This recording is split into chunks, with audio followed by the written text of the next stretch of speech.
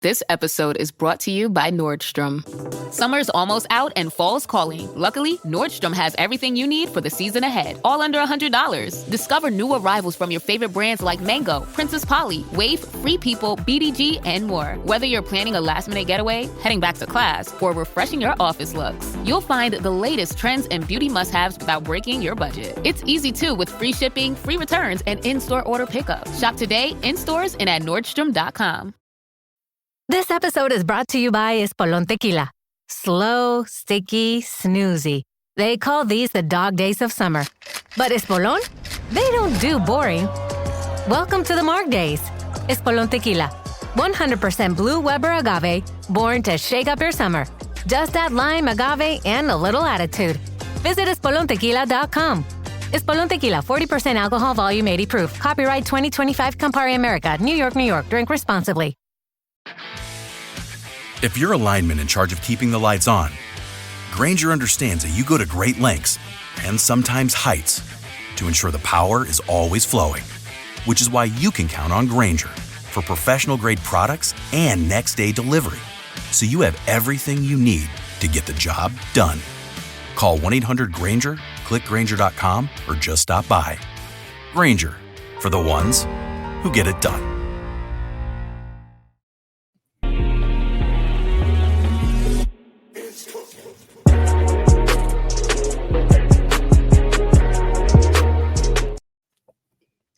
Ladies and gentlemen, our handles are pink. And this is no fuck that. We're not doing a Bret Hart thing. No. Get that out of here. Yeah, we're not black and pink over here. No, it's black and white. It's just the Kayfabe Podcast, episode 43. 43. We're almost at 50 episodes. We gotta do something big for the 50th. We gotta do something big for the 50th.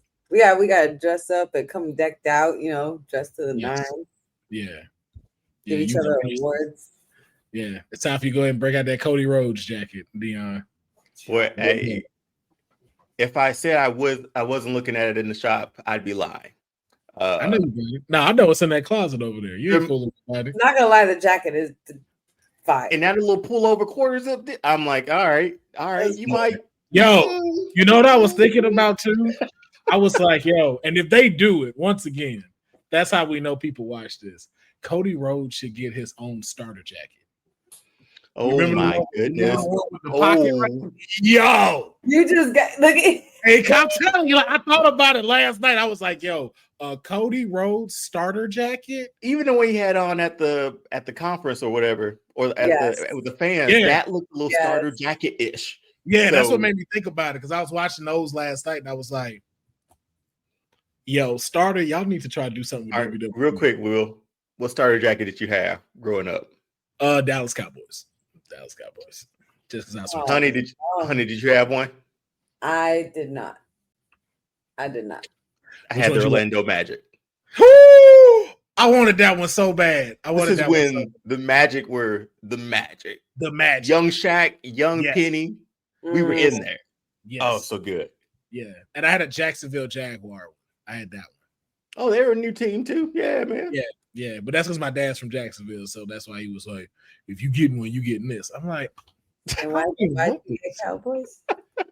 You don't even get called like that in Jacksonville. It was a Texas thing. So they was just like, oh, because it's Texas, we're going to get you this one. And then they were out of the Oilers starter jacket. So it was like, oh, yeah, they were still there. They didn't move until late 90s. That's right. Yeah. It was a good little minute before they moved. So I was like, all right, man, I guess. What's funny about it is some dude that was older than me tried to steal it off of me. Like the Jaguars? The Cowboy was like, he tried to like take it off, like literally take it off of me. Like, nah, man, give me that jacket. I'm like, bro, I'll beat you up. You gotta leave me alone. Like, me and him started like fighting in a ditch, and then I like got mad and I like elbowed him like right in his nose because he got my jacket dirty. Because it didn't get me mad that it was the fight. I was mad because I'm gonna go home and I got mud on my jacket. Mm-hmm. And I gotta explain that now. And my mom ain't finna look at it like, oh, it's why I'm so sorry that this dude tried to fight you. She gonna be like, well, why you let him get you in the ditch and get you in the mud with your jacket on? Right. You're missing the point of this whole story, Ma. So that's what I do. Somebody tried to take my jacket. Like literally trying to take it off. I still have the jacket. Still have the jacket on. Fighting because I had a dope jacket on. I'm like, okay, whatever. This is why they say Port Arthur, Texas is one of the ugliest places to live in. This is why we're number one in Texas. Somebody sent me that today. It was like the top 15 ugliest places to live in Texas, and Port Arthur is number one. And I was like, that's fair. That's fair. But anyway, you can speak to it. Yeah. But ladies and gentlemen, we got a good jam-packed show for y'all today. We want to thank everybody that is tuning in. It is Thursday. We are in the slight middle of the week because we include the weekends for wrestling. And so we're going to go ahead and jump right into it. We got some trending news. We're going to be doing a little bit of the SummerSlam recap in a different way, not how we usually do it. We have it in a different way. We're going to be giving out awards for the first two-night SummerSlam, but we will be highlighting a few of the matches and discussing them, though, as well. A little bit of the Raw recap, and of course, talking about a return, a controversial return, and other news. So you want to make sure that you check in for the entire episode, and we are working hard to make sure that it's going to not be 3 hours. So with that being said, let's jump into the first. I love y'all, but yeah, 3 hours is. It's late. It's like that's gonna be like midnight for them, and they gotta go to work. Yeah. Deonne got a kid. 3 hours on a Saturday afternoon was great. I could talk to y'all all day. Yeah. Thursday, it's like, hey man, I'm trying to be done for Friday to start the weekend. Right. Trying to get up out of there. Okay, I understand. But let's talk about the biggest news and the biggest announcement that we've had this week for wrestling, and that is what I don't think a lot of people understand. Mickey Mouse now owns WWE. I don't think too many people will say. Everybody kept throwing this out and didn't realize, like, yo, Disney has a piece of WWE. Triple H hinted at it. He said, and be a part, and somewhat be a part of Disney. He's the only one who's like I heard an interview, like legitimately say Disney. Yeah. But to keep it very clear, as y'all been seeing on socials, is that starting in 2026, all of WWE's PLEs will now be streaming on ESPN. They are ending their partnership with Peacock after, I believe, 5 or 7 years now. And in 2026, it will be moving now to ESPN. Now, there's a lot of controversy going around about this and a little bit of confusion as far as how is everything going to go now when it comes to this? Because people are being told that you have to pay an additional $30 for these PLEs. Some people are thinking it's $30 a piece. It's a lot of misinformation that's going on. So from what we have heard is that ESPN will be streaming the PLEs, and this is how the breakdown goes. Now, if you have ESPN as a part of your cable package, you do not have to pay. You will be able to have these PLEs to you free of charge. And in fact, that some of these PLEs will not only be streaming, but will also be shown on the ESPN channel on regular cable. So you can go to Nump channel, I think 32 for me in Texas, and you could be watching Money in the Bank right there on your cable channel. Now, for those that do not have cable, like myself, and if you have ESPN Plus, this does not abide to you. Mm-hmm. You will have to pay an additional $30 for you to be able to watch these WWE PLEs moving forward into 2026. So I want to get y'all initial thoughts on this announcement. We're moving from $10 a month to watch WWE PLEs. This has not included the archives as well. They're still in limbo as to where the archives are going to go. Some people have been saying that Netflix will have them moving forward. Not too sure on that. We just know what the PLEs are. But I want to get y'all initial thoughts. Honey, what are your thoughts on the PLEs moving from Peacock going to ESPN? And for those that do not already have ESPN, $30 a month now being added to their bill to view these. What a way to evolutionize the business. It just continues to grow. It's a pretty lucrative deal.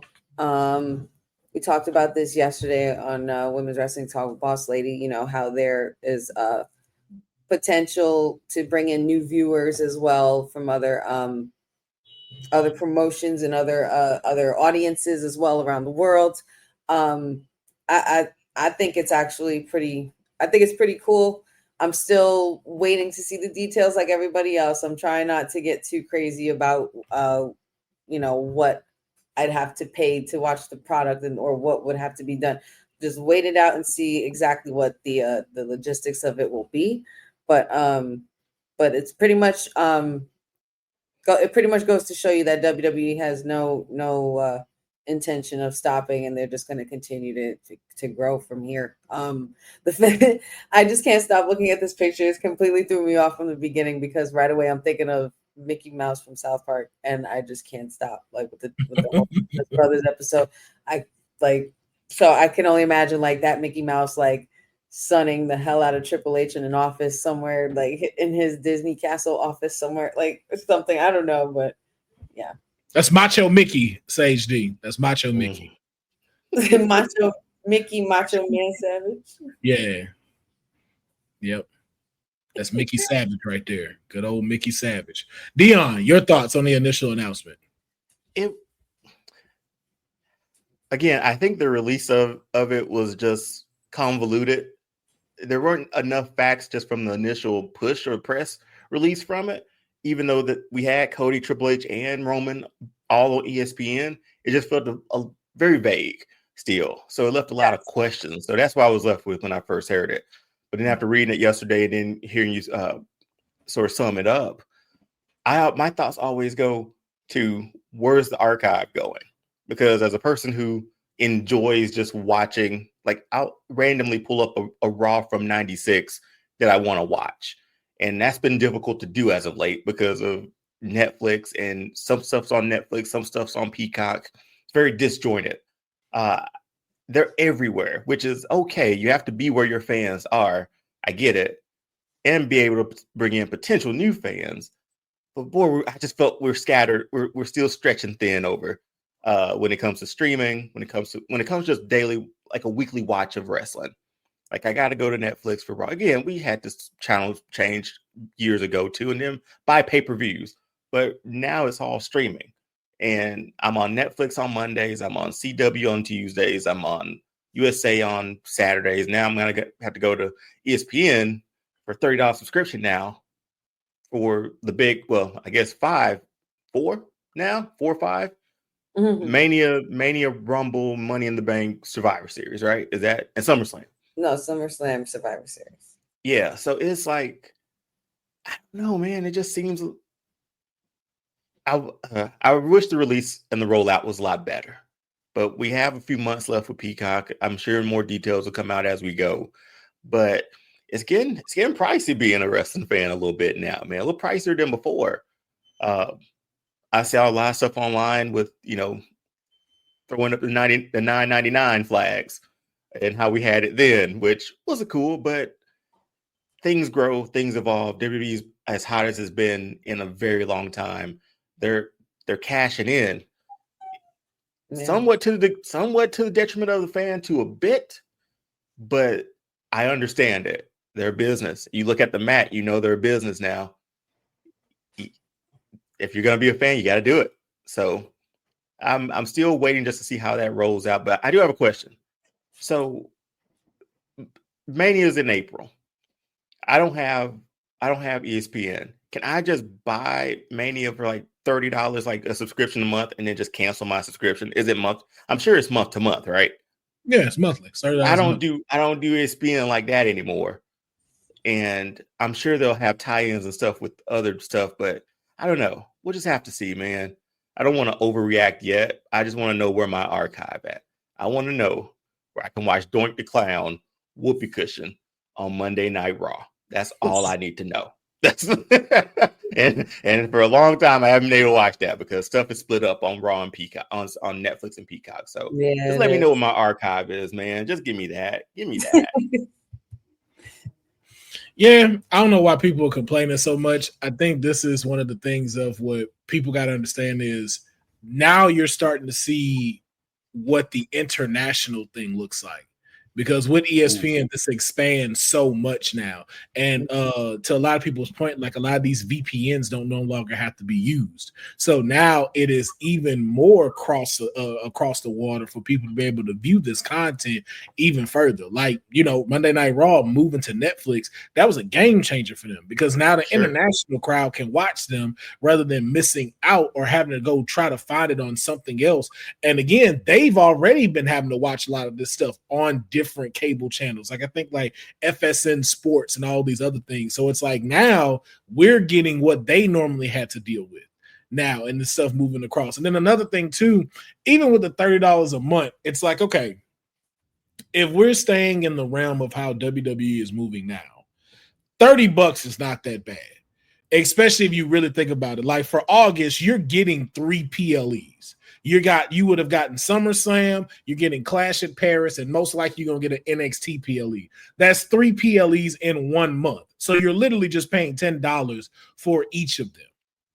So if you want to keep it, you can. And if not too, you could always, I think this is another way of them pushing to keep cable alive. Because now let's say, for instance, like I purchased Sling and I have ESPN as a part of Sling. So I'm paying $50 a month for Sling, but now I get to watch NXT, I get to watch SmackDown, I get to watch AEW, I also get to watch all of these PLEs that are going to come out. Right. The only other thing is just being able to watch Raw on Netflix. And to be honest with you, it's like I know people are saying a lot of the stuff is scattered, but it felt more scattered now than anything. Now it kind of feels like, okay, you're centering a majority of what you want into one hub, which is basically cable network, cable TV. Mm-hmm. And so if you're moving a little bit further away from the streaming aspect so much, because I think like people are saying like, oh, I want it for $9.99 again. I'm like, okay, but do you know how expensive it is for these people to keep having this stuff, for these people to keep going overseas, for these people to keep doing all of these things? Mm-hmm. No, and to somebody asking about would the NXT PLEs go on CW app? They don't go on the app. They're on Peacock. And so now those move to ESPN. So we're in the understanding that ESPN is going to be that hub after Peacock runs out. I feel like for PLEs, they have not said anything for the archive yet. Okay. But from what it was showing was they have their ties with Peacock will end in 2026. If anything, I feel like most likely it's going to either go to Netflix or it's going to go to ESPN. Okay. Most likely, though, I feel like Netflix is going to want to pick up their archive. Because ESPN is don't be afraid. A new app, right? It's $30. Don't be afraid to get your Honey McDuck on and just hustle, But ESPN is like they're creating another app, right? Like they're sunsetting what ESPN Plus, right? Mm-hmm. Well, no, ESPN Plus has nothing to do with what this. Oh no. Are they still going to have? So we're going to have this new ESPN streamer? Or no. ESPN is not so that's what people get confused. It's a look. Yeah, help me out. ESPN on cable. So you remember the ESPN channel 206 on DirecTV. That's it. Yeah, that's it. So if you don't have cable and you want to additionally add this to watch their PLEs, it's $30. So most likely if you have, it's most likely will be either the ESPN app or Disney Plus. And you just add it to your Disney Plus thing. Okay, so I do have Disney Plus, and Hulu's about to get sunset too. Exactly. Add Hulu TV and stuff on Hulu Live Events or whatever it was on there. Mm-hmm. So it's literally just going to be an add-on because even on Hulu you could add cable subscription packages on there. So really, it's just going to be an additional add-on, and it's like, okay, I got to pay an extra $30, but I get to watch these PLEs. Yeah, which isn't bad. See, well, this is the explanation I needed yesterday. Like this would have been helpful yesterday. I wouldn't have been thinking like, man, $30, man, I gotta cut somebody. Cut some streamer out. I'm not gonna complain about. I'm not gonna complain about no $30 after going to SummerSlam. Okay. Well, things are increasing all across the board too. But if I'm getting 3 of them or 2 of them a month, that's not bad. Like it'd be different if it's like, okay, I get 1 PLE and I'm paying $30. Like we back to pay-per-view. But like you're getting $29.95. Yeah, like you getting 2 of them though. Like again, like we're seeing just now. You had SummerSlam, you getting Clash in Paris in like 2 weeks. And then technically SummerSlam was 2 nights. So you got 3 PLEs really. So it pays for itself. There's rumors that Rumble might be 2 nights. So a lot of these could be 2 Money in the Bank. I could see that going to 2 nights. So it's the expansion's there. But we're ready for it, man. Wrestling's more mainstream than it has ever been. So this was the inevitable growth. Mm-hmm. Oh yeah. And it's more money. That's the thing I know people getting pissed off about, but it's like, hey, like they make more money in cable. Why? Because right now they get to save cable. Cable is failing right now. Being able to expand back to cable television and you got your own stuff, yes. So like I said, I'm not tripping about it. It's really just one of those, like again, to Deonne's point. If I don't want to keep paying $30, I can cut that bitch on and then cut that bitch right back off. I'm like, nope. For WrestleMania, it's over. Boop. Yep. Are you sure you want to leave? Yes. Oh, it's another screen. Another screen. Here's the deal: 10% off for the next month. Like, I'm okay, I'll stay around. Wait to this Black Friday deal where they say you can get ESPN now for $2.99 for a year. So Christian asks, so would PLEs be at the bar and restaurants or ESPN channels? Yes. Damn it, should be. It will be. And I think that, but again, that's if you have cable. And again, there's cable apps that you can get. Like I said, you can get Sling, you can get Comcast, a couple TV. of other ones and stuff. YouTube TV will you still have to pay an additional $30 with For YouTube real. TV. Okay. Oh well, that's understandable. Yeah, so that's understandable. And even like to send deals for my only question is ESPN really the biggest destination that TKO can manage? Yes, because it's worldwide. It still is. It's no worldwide. matter what happens with ESPN, they still are. ESPN is worldwide. Like they show everything. Like that's where the World Cup gets shown. That's where the MLB, the world, their stuff is shown. That's where the NBA finals get shown, along with ABC. So like that's where everybody can go and watch this. You don't have to connect a VPN anymore to be able to watch this stuff. And so, and then 2, they don't have to have a server for it. Like I know a lot of people are just like, man, go back to the WWE network for $9.99. You know how much it costs to keep all of that on their own servers? That's where it was. That's what the cost of them doing it. The cost of them doing it, I promise you, if they did it just themselves, you would not be paying $9.99. Believe that. Mm-hmm. You would not be paying $9.99. And if you remember, when it was $9.99, you didn't have everything on there. They had to continue to add stuff to that. They would announce like, hey, we just added the whole series of the Monday Night Wars. Or it was like Monday Night Raws on there from 98 to 2002. And it's like, what the rest of it? Because again, you only got so much space that they can be able to put on there without having to charge you more. So again, as more details drop and we learn a little bit even more about it, we'll continue to cover it here on the Kayfabe Podcast. So we're going to move on now, though, to SummerSlam. 2 nights. We're not going to recap both nights. We're doing it just a little bit differently. We're going to be giving out awards that cover both nights, but we will address a couple of the standout within SummerSlam. But the first thing that we do want to talk about is one of our hosts was in the building both nights. Not one, but 2. Yeah, not one, but 2. The honey McDucks were flying everywhere. The coins were falling down the stairs. I think Jey Uso slipped coming down and slipped on one of her coins by mistake. She threw that bottle at Cody when he went through the crowd. I saw it. Yeah, that was her. That was definitely her. Definitely her. Honey, thoughts on being in the building for SummerSlam? MetLife Stadium, first SummerSlam 2 nights in a row. Yeah, that was also my first SummerSlam personally. So that was pretty big. Patch and I had a wonderful time. We ran into a few friends, had a proper tailgate, visited the Superstore, waited 2 hours in line, for just to get get into the Superstore, see what we can get out of that.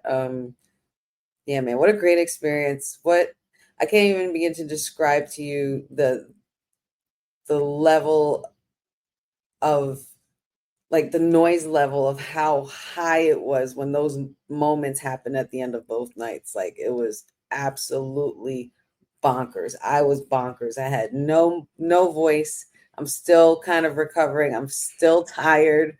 I haven't gotten any rest. I went right back to work.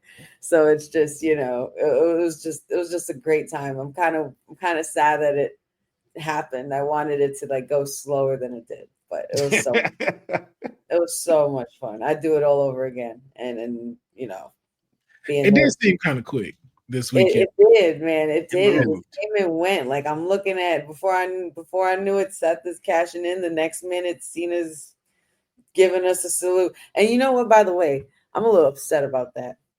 That's the one thing I'm kind of upset about. We're gonna get into that. I know we.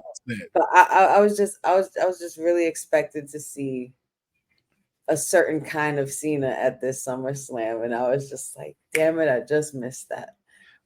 Oh no! I wanted to see heels. Hey, we'll talk about it. It was to say we're gonna get to it. Okay, I'll come down. Yeah, we will get to it. But I mean, regardless of what, I mean, it was such a fun-filled night, and yeah, man, shout outs to Jersey. It was pretty packed in there. We were in there. Saying like I showed out like sound wise and stuff. So, but the way that we're gonna recap SummerSlam is we're gonna go through some categories, and then you will select from both nights one time, just one, for each night of these categories on what stood out to you for SummerSlam. So our first one up is MVP of SummerSlam. The most valuable player of the event. This would go to a wrestler, manager, or even a storyline. So for night one, who was the MVP of SummerSlam? Deonne, I'll start with you. I was going to say, yeah. I'm going to give it up for this guy because we were talking about this match going in, and I was like, it could surprise you. My MVP for night one is Jelly Roll, man. The bumps he took the L. It was a better match than expected. He's my night one MVP. I'm standing on it. All right. Honey, who's your night one MVP? Night one MVP is a man that I actually owe an apology to. And Jelly Roll, I know. There we go. Not him. And definitely not the one opposing him. More so kind of just, it's so funny. I watched the episode back and I kind of realized I really talked out my ass last time. And I'm like, you know what? I should have known this about you, Seth freaking Rollins. You are the freaking man, and you stole the show by the end of the night. You continue to prove to us, and not that you have to, that you literally are one of the best heels. You are the architect, and you are the guy right now. And he completely did that. That moment completely shocked me. I was actually happy when he dropped the crutches. I felt like the fakest fan on the planet. Cena's totally right about us, because there we are, 60,000 screaming fans night one, happy that CM Punk made a moment, won after 12 years. And then next thing you know, Seth Rollins is completely stealing that moment for him before he could even lift his hand up in victory. And then we were even happier. So it was hysterical. It was great. But Seth freaking Rollins, my guy, you're the MVP. You made me lose my voice. You're the MVP. Yeah, my MVP gonna have to go to CM Punk ass. He did it. He did it. I didn't think he was gonna do it. I didn't think he was gonna get it. Man, defeated Gunther in a good fashion too. Man, took them licks, took them chops. He did. The chops. And bro, to lay down for Seth, that's a huge thing. Because again, like we've saw like all the matches since he's been back with Seth, and it was just kind of like, yo, is Seth gonna ever get a payoff, or is it like is CM Punk always one up him? And like to get it to this And for you to do that, it's like, yo, that says a lot about you. So Like, I'm gonna have to stop calling you CM Punk ass after that. You're coming around. I'm gonna have to call you CM Punk now. It says a lot about both of them and how Yeah. far they've grown in the business and together with the relationship that they've developed. Yeah, so look I at got the future too. What they have It's coming. Yeah. It's such a great story. The face the face CM Punk made when Seth's music hit, it was just perfect. And Seth just with the dramatics, and I'm just like, oh. I don't know if y'all talked about this on the weekly show, but so we didn't hear any reports before this because we usually do. Did he get hurt a bit? And it wasn't mysterious? No. We're gonna talk about that. No. You jumping ahead. We gonna get to that. You're We're gonna get to that. Yeah. Keeping this structure. You said 2 hours. Not letting y'all get us off the rails. It's hard not to with all this. Exactly. We but don't get me wrong. It's one of the ones that are highlighted that we will discuss. Okay. So night 2, though. Who was the MVP of SummerSlam for night 2? Honey, let me start with you. Oh, MVP of SummerSlam night 2, man. Shit. Now you know what? Nah, I'm gonna do it. I'm gonna go with the greatest luchador to never don a mask, even though he did don it on his way out. Dirty Dom, he retained that. He did that. And to go up with AJ Styles, man, like AJ Styles is like, yo, I've wrestled your father. I've wrestled your like you know what I mean? Like that's just history in itself, and just to be able to hang with someone of that longevity says so much more about Dom and how far he's come and how far he's grown. I just love the kid and I commend him. Yeah. Mine for night 2, man, is gonna have to be Lyra. Lyra showed out against Becky. Like, I really thought she was gonna win, and the fact that the Bayley interference is what cost her. Like, Lyra showed me like, hey, you got it. You got it.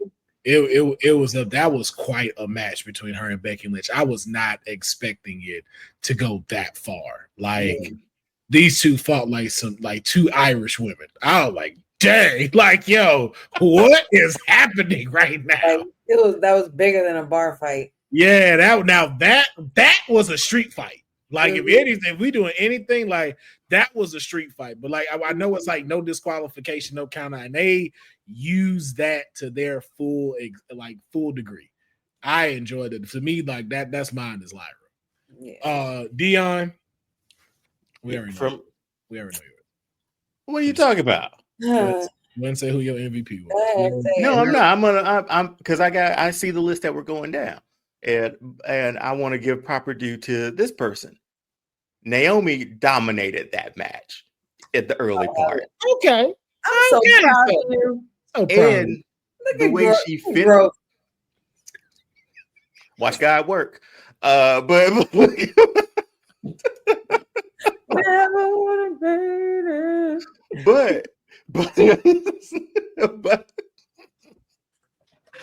come on, guys. We're 2 hours, right?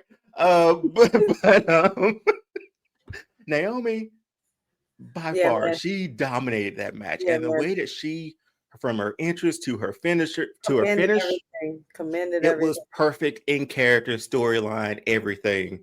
Naomi was my night 2 MVP. Shout outs to Naomi, and shout outs to her dad. That entrance was fire. Yes, yeah, so great. So that music suits her so well. Like, it's wild to me because we've heard her last 2 tracks. That theme song is sick on the headphones. It is, and we have that as a category too for SummerSlam. But we're gonna move into the next one. Best High Flyer, the wrestler who delivered the most impressive high flying spot or aerial moves. We had a lot of people go to the top rope at SummerSlam. I won't divide this into a night 1 or night 2. I just want you to give me who did you give it to as the best high flyer of SummerSlam?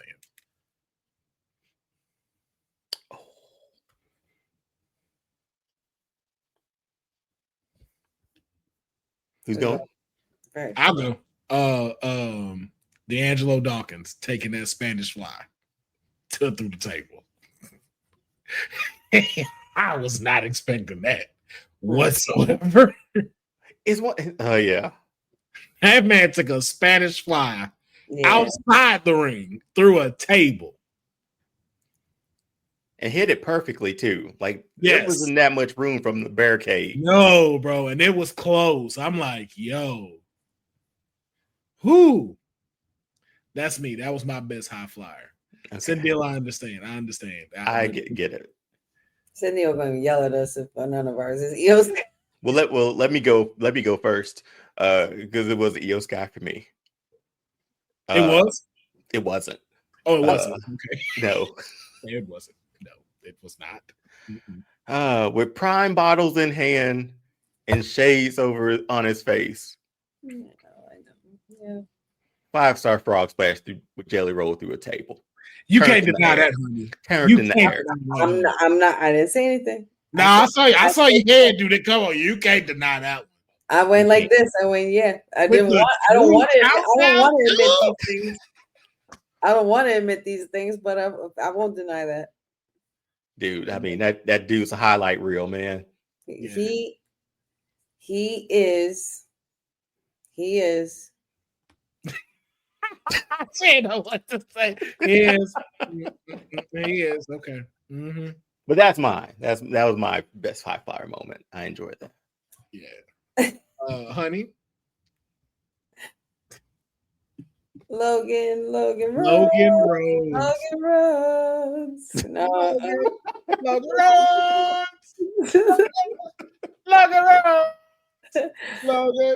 Logan Rhodes. Y'all are, it's so funny. It's funny how growth works. Okay. I'm going to go ahead and say Fraxium. Collectively. Oh, just all together in the match? Yeah. Did they have everything they did? Oh yeah, because Fraxium did get him. That he did the Spanish fly with. Yeah, they were jumping everywhere. Yeah, between them and Montez Ford, and then Ciampa hanging on the thing. Like it was just but collectively, if I'm saying best high flying out of all of that, I would have to say Fraxium. Yeah, the fact that like Nathan, I'm sorry, I love you. Don't. Yeah, Nathan Frazier rolled out of that. Yeah, exactly. Like Cindy, do you so over the moonsault versus a Spanish fly through a table in a TLC match at SummerSlam? Right. I see her do that every Monday. That's all I'm saying. Best high flyer at SummerSlam Yeah. Exactly. Like Cindy, like come on now. Like we know she's the genius best of the sky. We know she's the best high flyer. She's automatically that. Like that would be too easy. Not taking that away, but like there were a lot of dope spots. High flying wise. You know what? I even enjoy seeing John Cena's flying leg drop again, man. That was I'm so glad he pulled that out. I was so glad. I was not expecting that. I was like, and Cody took that well. He got up on it too. John got up on that one late in the match. Sindel says it wasn't the over the moonsault though. It was the way she took those hits from Naomi. Yeah, but Sindel, the category is the category. It's the category. Love it. That's basically what she said. That's basically what she said. I don't give a damn. I don't give a damn. I don't care. I don't care. What's the next one? It's just like, yo, hey man, I thought he was the best one. No, he's not. No, he's not. No.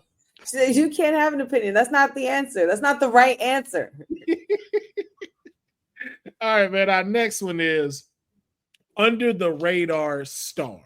Someone who might not have been the headline, but delivered on impressive performance, showing they're a breakout star. Now, once again, we won't have to break this down to night 1, night 2. You could just choose a person. And Honey says she already got hers. Who was your under the radar star? And I don't know why he continues to be under the radar, Mr. Karrion Kross.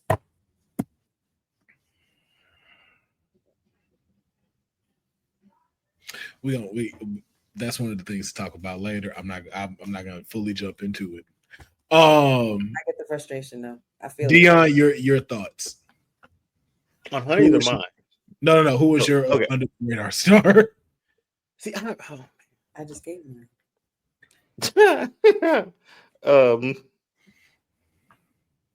Oh shoot, man.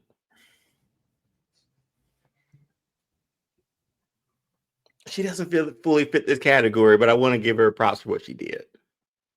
So my under radar star was Candice LeRae. I know she was in a match, but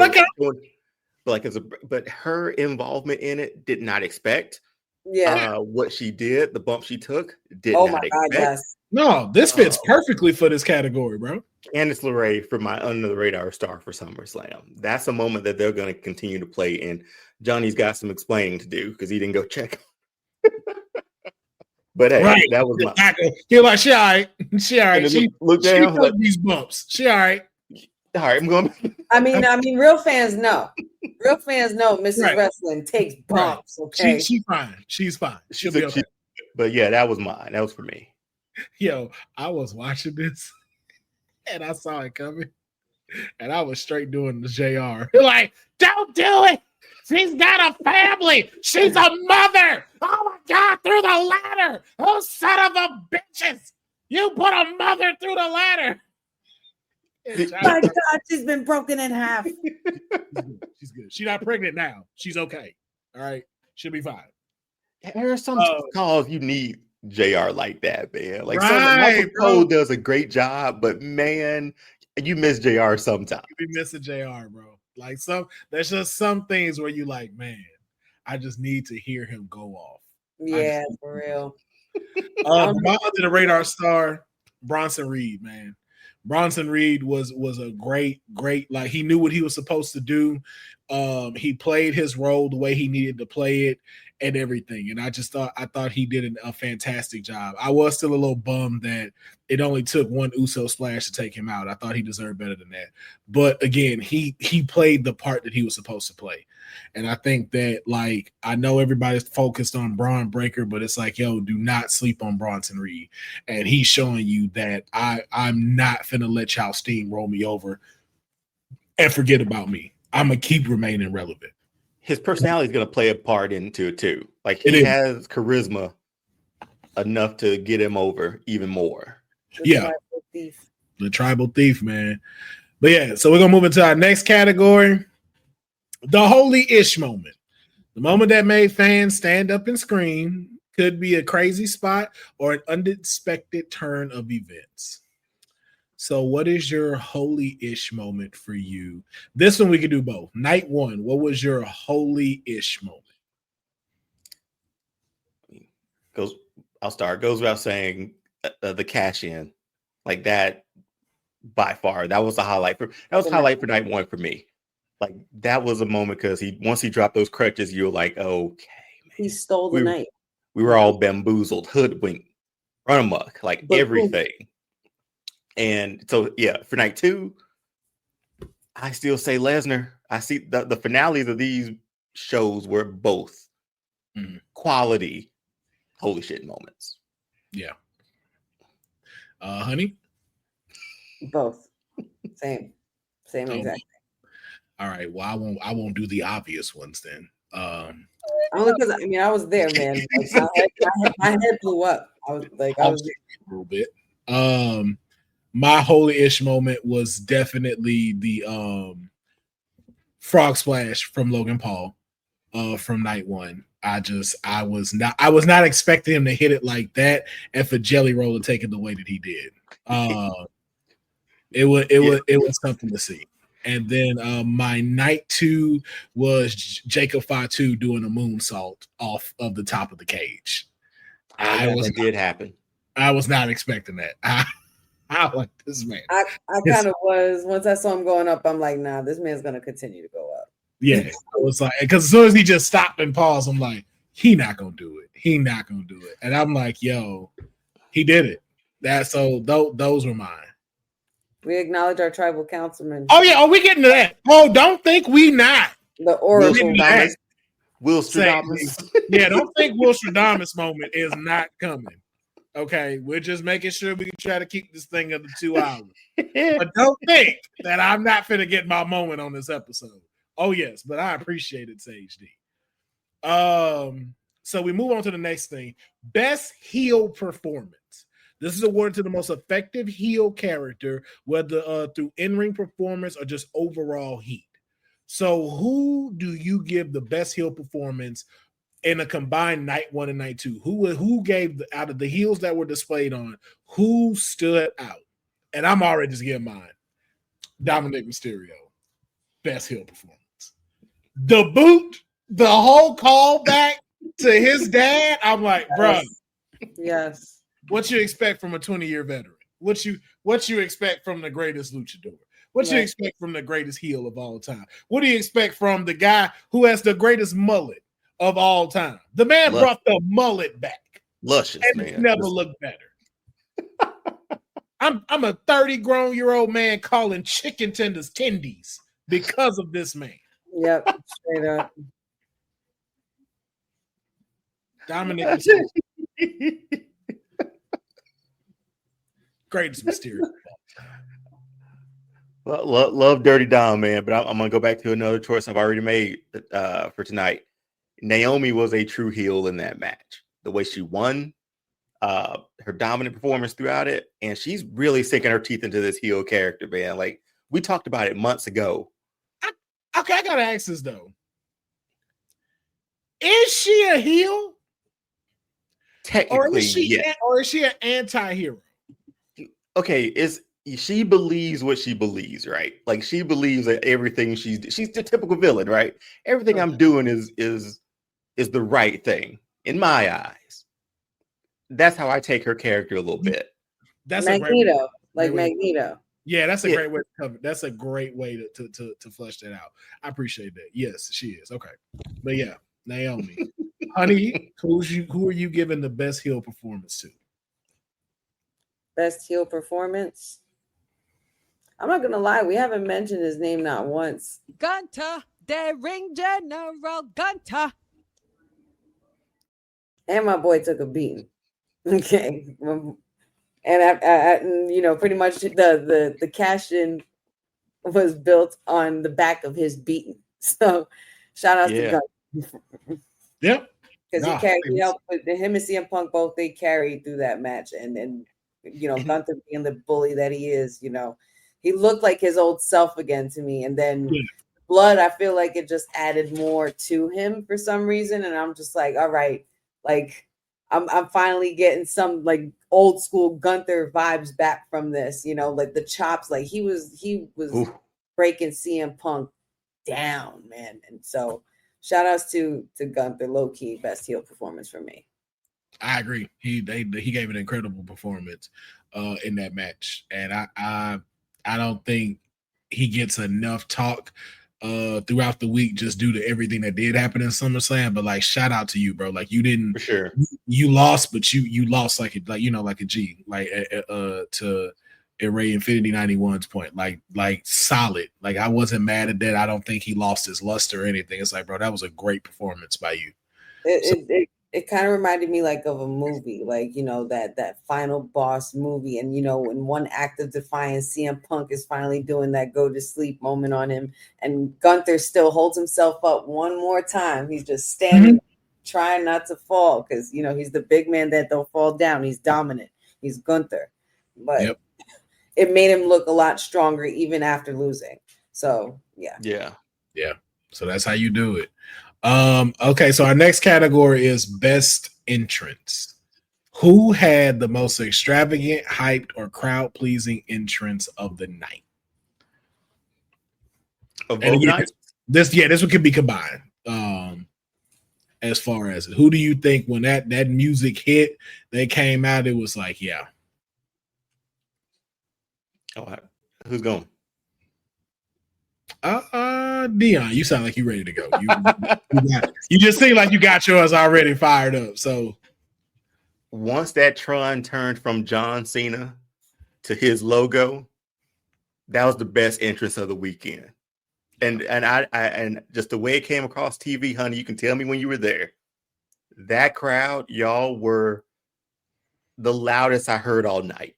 I've never heard continuously loud, especially in MetLife and how big that place is. His music hit, it was loud. Then when we saw him come out and the way he looked was loud. I'm like, dude, this guy looking straight up like Arthur Morgan on steroids. It got louder when he took off running. Yeah. Like that was like it gave me goosebumps. It giving me goosebumps thinking about it. That was Let's go to work. Best entrance, boy. He gave. I ain't gonna lie, I almost teared up like while Alicia was doing his Cena's intro. Like I almost dead teared up. I'm like, bro, this is it. Like the last Cena SummerSlam moment and the last champion. Yeah, man. Like you know, he knew he was gonna. He was eating that. Hold on, honey. See, you doing it again. Sorry. You're right. Let me reel it back. Sorry. Reeling it back. I was just really excited. Who is your best entrance of SummerSlam? My best entrance of SummerSlam. Oh, I mean, there's no party like a main event party because a main event party don't stop, and it pretty much kicked off the party for the whole weekend. And I'm gonna say Jay freaking Uso, seeing like 60,000 plus just yeeting and going crazy, and him still coming through that crowd, through that stadium. I was like, all right. But he was jamming, he was having a good time. Like we were all everybody's just like gets so crazy and so happy to see him. Like he just started it off for everybody, and then the whole with Roman was quite the treat. I didn't get a tribal yeet, but it was a vibe for sure. So best entrance, of course, got to go to Jey Uso. Gotcha. My best entrance has got to be Naomi.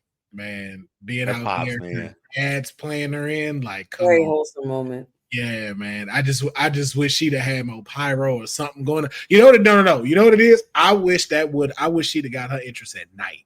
A later night. Yeah, like when the sun was down, all that with the yellow and all the lights going, like, that would have been something to see.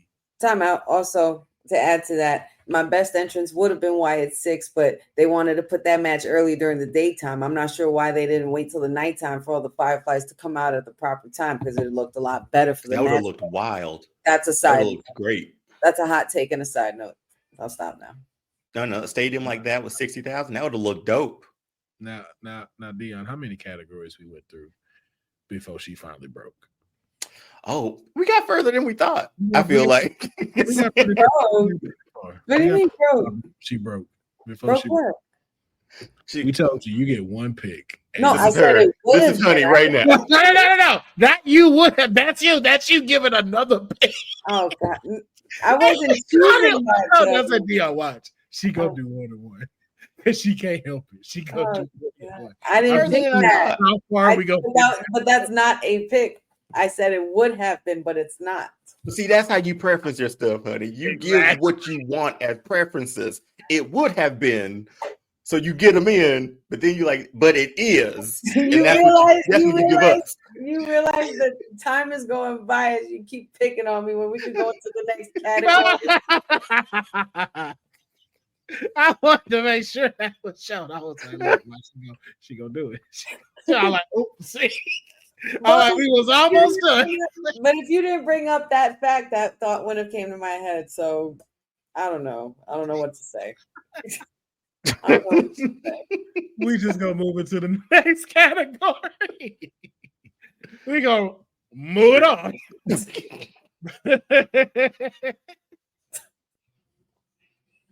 Best surprise moment, the most shocking or unexpected moment, like a surprise return, heel turn, or plot twist. I don't know if I can get an obvious one. I'm gonna give one that's a little different. I was very surprised that Jay did not beat Tiffy. I told you I wasn't. That's for another category, but yeah, I understand you. I was very surprised about that. Yeah, and I'm gonna talk about it more later. I don't want to get too much into it, but yeah, I was very surprised that did not happen. Honey, best surprise moment. Definitely best surprise moment for me was Brock Lesnar, because I wasn't expecting to hear that music. And I wasn't expecting, we've had so many conversations since the whole thing about him and would WWE do it? Would they not do it? And the fact that they did do it was like, oh shit. Okay. And yeah, so that had to be Brock. Like, it was shocking as hell. It really was. Yeah. Deonne? Trying to think of others, but I'm just gonna go with the cash in for night one. That was still, mean, come on. From a surprise standpoint, I think that we were all bamboozled on that one. Some of us were bamboozled on that one. Some of us. Your ass was ready with what? I'm kidding. I'm totally kidding. Yeah, I thought about it too. When that cash in came, I saw a meme that I found was so funny. When CM Punk was holding it up, they was like, when you finally get the girl you want, her ex show back up, his music. I'm like, that's the best. That is the best wrestling meme. That's hysterical. Because they stayed on his face as he was. Yeah, you could tell, man. And what sold it so well was that match was so hard hitting and a tough one. Seth Rollins coming out and getting one stump in a Chelsea boot was enough. And in my head, in a Chelsea boot. And in my head the whole time, I'm like, first of all, you can't have SummerSlam without Seth, and two, there's no way that you're bringing this man out just to show up in crutches and walk out. There's it could have, but again, it could have easily happened. They did it on 2K. They did, exactly. It had to be a nod back to 2015 when the first time it happened. This time it was done in a more dramatic fashion, and it was perfect. It was a performance of a lifetime. Yes, but we'll get more into it in a little bit. The biggest L, the wrestler, team, or faction that had the most disappointing or unfortunate performance. Yeah, it was Jade for me. I'll jump in. It was that.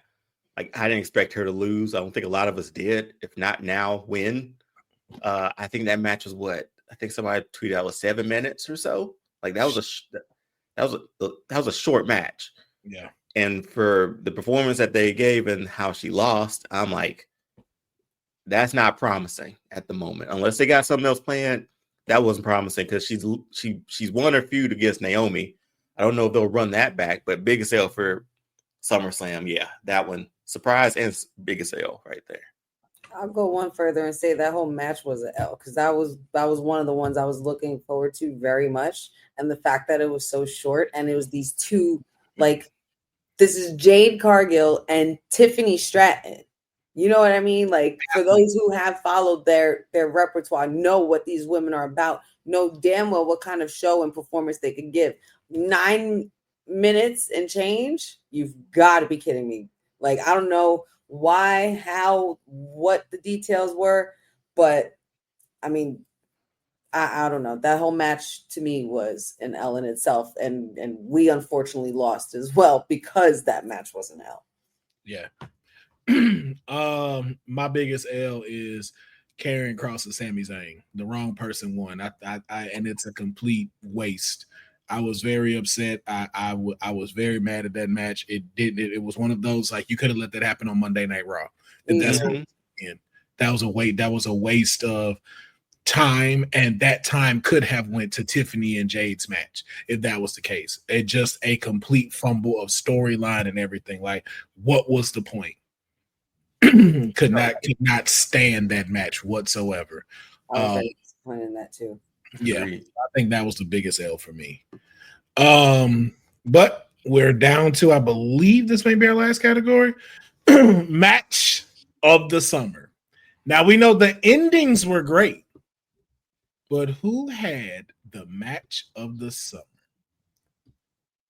Not for night one, not for night two. Overall, who took the show? This is easy, right? Is this not easy? Oh, that's not the last category. But yeah, match of the night. Which one you got? You seem like you got your pick. What was the best match? These boys made up for WrestleMania. in ways that I didn't imagine that match going. Cena and Cody killed it for me. Like, they did everything to each other. It was, I think the biggest thing I take away from that match is Michael Cole said, Superman meet Superman, or something like that, he said. And I was like, this is the match that we're having. Two of the biggest baby faces we had in a very long time. Well, one of the biggest, and then obviously a legendary baby face. They gave us a match that I don't even remember the WrestleMania match anymore. I don't want to. This is their match for me. They went through the crowd. They went up through Cody's elevator. Cena, look at that image there, man. It was Cena holding him, and then AA'd him right there. Like, that was a fun match that whole night. Good storytelling throughout it too. I thought y'all were gonna turn on Cody for a little while, but he got y'all back at the end.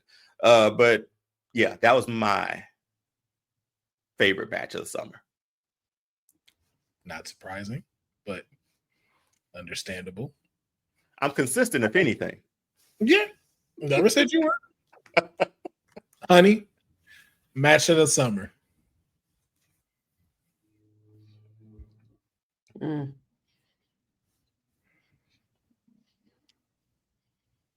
You might have to go before me. I'm still thinking.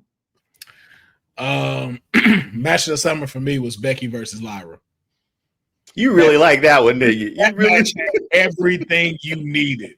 Bro, they wrestled. They beat the crap out of each other. Like, at one point, I thought Lyra died that match.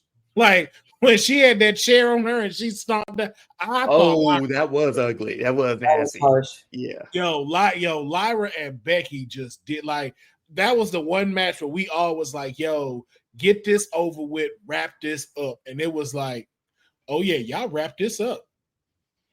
No notes. Both of them leave strong. That was an incredible match. I'm not disagreeing with the Cody and Cena thing, but it's no, I understand. Yeah, but like, for what it was, like, with a match, if you want to check off all the boxes, they did it. When she jumped off that ring and leg dropped Becky into the table, I was like, she came out of nowhere, boy. Out of nowhere. I'm like, yo, these two are cooking right now. That was like a classic RVD just out of nowhere. On one. Like, I will say, like, again, like, I know, like, I forgot that part. Yeah, like, I know, like, the Cena and John thing was like a great rivalry. The CM Punk and Gunther thing, you know, like, they only had so much to build it up, but they still did what they need to. But like, this was one of those, like, this was a great conclusion to that story that y'all have given us for the last 4 months.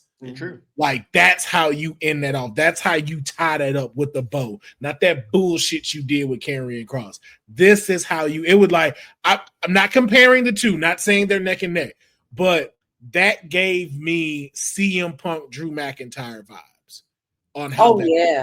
Oh yeah, Hell in the Cell. Bad blood, yeah. That's what I'm saying. Not comparing the two, not saying that right here, but I'm saying, like, that was the energy I got from them, and that was my match for me. Honey, do you have your match of the summer? I think I do, and I'm gonna have to go with the TLC match at SummerSlam. That was a lot of fun. Crowd interaction was awesome. Obviously, we've been seeing these tag teams go at it for quite some time. You know, between Hot Potato and the tag titles, and now with the Wyatt Six now on top, and having a successful defense too. You know, their first successful defense, and being that it was on the eve of the Fiends. If you really thought about like the real intricate part about it, the Fiends debut anniversary and such like that. So it was really cool to connect, and with the Fireflies and all that stuff, it was awesome. And of course, TLC at SummerSlam, MetLife. They did what they were supposed to do. And there were a lot of teams up in there. Like, there was bodies upon bodies upon bodies. It was just chaos. It was everything you needed for what a TLC is supposed to bring. It was the best one in a while that I've seen. There was only two things that I didn't like about that match. Not even going to say I didn't like, but that would have made it even better. So I don't want to say like it was a bad thing. One, it was something I noticed about those matches is that this one was more spot heavy than a match. So I miss seeing the wrestling dynamic between all of them. Like, I noticed none of them did any of their finishers in this match. Like, none of these like actually wrestled each other. It was really more of like ladders, table setup, do this spot, hit this spot, hit this spot. Okay, we got to wrap this up, go up for the titles. Like, I would have loved to seen like, yo, give me Rey Fenix and Andrade's combined finisher now if you're going to make them a tag team. Let me see Fraxium's like finisher, anything. And then the second thing I would have loved, again, this wasn't required, but I would have loved if, since we got Candice and them to interfere, if the Hardys and the Dudleys would have interfered. Because it was right there. They right. The Dudleys were right there too. Come on. I'm like, yo. Even setting up a table. Like, That's jump it. the barricade, let the boys set up a table. Keep Jeff far away from ladders. Keep that man. Right. I don't want him nowhere near it. Like, he stay where you at. Give me something. Give me a looking to jump off stuff. Give me a twist of fate. I was just like, they right there. Those moments were there. You're right. And we got the TNA partnership. Like, why not? Like, y'all announced it. So it's like, come on, they right there. But that was it. That was my note. That was like, it wasn't necessary, but I think that would have sent that TLC match over the top. They were literally sitting. If they even would have stood up, you know what I mean? The crowd glasses on Dawkins or something. Right. If one of them would have, like if Johnny Gargano would have went mess with one of the Dudleys or something, like just a little bit of something. And then just to make it even funnier, I mean, you're probably taking the match a little too far at this point, but just to make it even funnier, you have Shawn and Triple H messing with lights and stuff in the ring in the background, and they're DX because they run everything, but they're ruining everything like that. Like just a little funny old element. That maybe that's better for a Raw segment, but Dudley's a hard to hear word there for that. I'm with you on that one, Will. I'm on board for that one. Yeah. There's opportunity there that we were like, and they're gonna have their final match somewhere down the road, right? October, Bound for Glory. That's what I'm saying. Michael Cole mentioned it when they were showing them. So I'm like, come on now. We can't get them at least standing in the ring with each other. To hear their music play was awesome, though. I will say. Like, to hear their music play, I was like, I don't think, because honestly, personally, for me, I don't think I ever heard the Hardy Boys music theme live. So that no, we did in Vegas, and I was yeah, you best believe I was doing the same thing. Patch right like this, like this, and I'm like, that's the perfect couple pairing. She and he's and knew the assignment. Shout out to Patrick. He knew the assignment. I'm Matt. You're Jeff. We know. Let's do this. Right. Shout out to him. But all right, moving into our next category. Oh no, I went back. You did that one. Yeah, best tag team performance for SummerSlam. So we had a couple of tag team matches go on, but who had the best tag team performance? Can I go first? Please. I'm just going to rip the Band-Aid off. And I'm going to say Drew McIntyre and his partner, Logan Fuckface. I don't think that person. Wait, no, that's not it. I could have sworn. I don't even think that allowed that name on the card. Who was Drew's partner? Logan something. I don't remember. Logan Small. We're at an hour and 7 minutes, honey. Drew McIntyre and Logan Paul had the best tag team performance.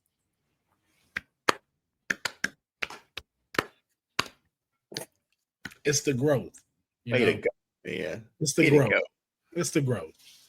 They did. They really did. They truly did, though. Like, despite my feelings on the guy, he's an absolute star in that ring. Like, he's got something crazy cooking, and it's like, I hate it, but I like it, and I hate that too. I hate that too. You just hate watch Logan Paul, man. Like I hate that I like this dude. I hate that I'm watching him. I hate that I'm enjoying watching him. I can't stand this motherfucker. Because he has all the right things. He has all the right things. And I was watching an old episode of some Deonne said, and it's true. He's one of the only few superstars that actually has a highlight reel in his intro, like an old school superstar. I see that every time his thing play. I cannot unsee that since he said it. Every time I'm like, yo, he really do had the only one that got a highlight reel. I like, yo, I've like she's right. Ever since you pointed that out, bro, I haven't stopped being able to pay attention to it. And the more I see him, the more I'm like, dude, you really do belong here.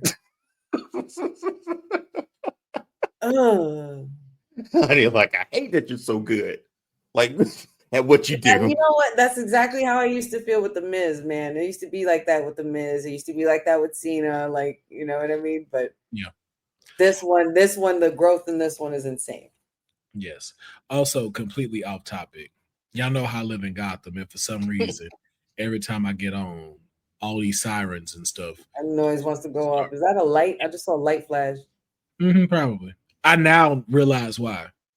I live around the corner from a fire station. Well, there you go. I did not know that till yesterday when I was passing by. Like I literally am around the corner from a fire station. And it's like tucked in, like you don't even realize it's there till I pass by, and the doors were open, and I was like, "Is that a fire station?" I was like, "I gotta move. Does this mean we all agree with the same tag team performance? No, absolutely not. You're gonna ride that one with yourself. Mine was Alexa and Charlotte. Best tag team performance. Them girls put on a performance. They were great. They're the new women's tag team champions. I think they had a tag team performance. Yeah, that was mine. Deonne? Same. I had the same one picked, but yeah, I'm not gonna go off. That was my pick as well. Alexa and Charlotte. Yeah, loved it. Not gonna pull a honey here. Yeah. Alexa and Charlotte, but let me tell you about. But my other pick I did have, but but I decided to choose this one. Jelly Roll and Randy, they were that Roman and Jay, I'm not, that's not my pick. I'm not saying that's my pick. I'm just saying Bronson got the shoe of Fala. What I'm saying? Him and Braun. I didn't pick that one, but like if in the alternate universe, I would have. We were able to have two selections, and I got to say it would be that one.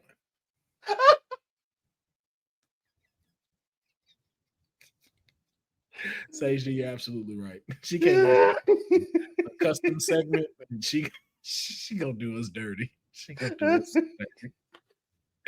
But next category.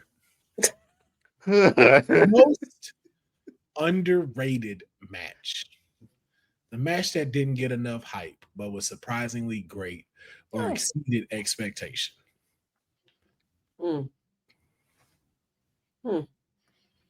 Which one were you not too excited about or even really mentioned and was like, wow, they really did their thing?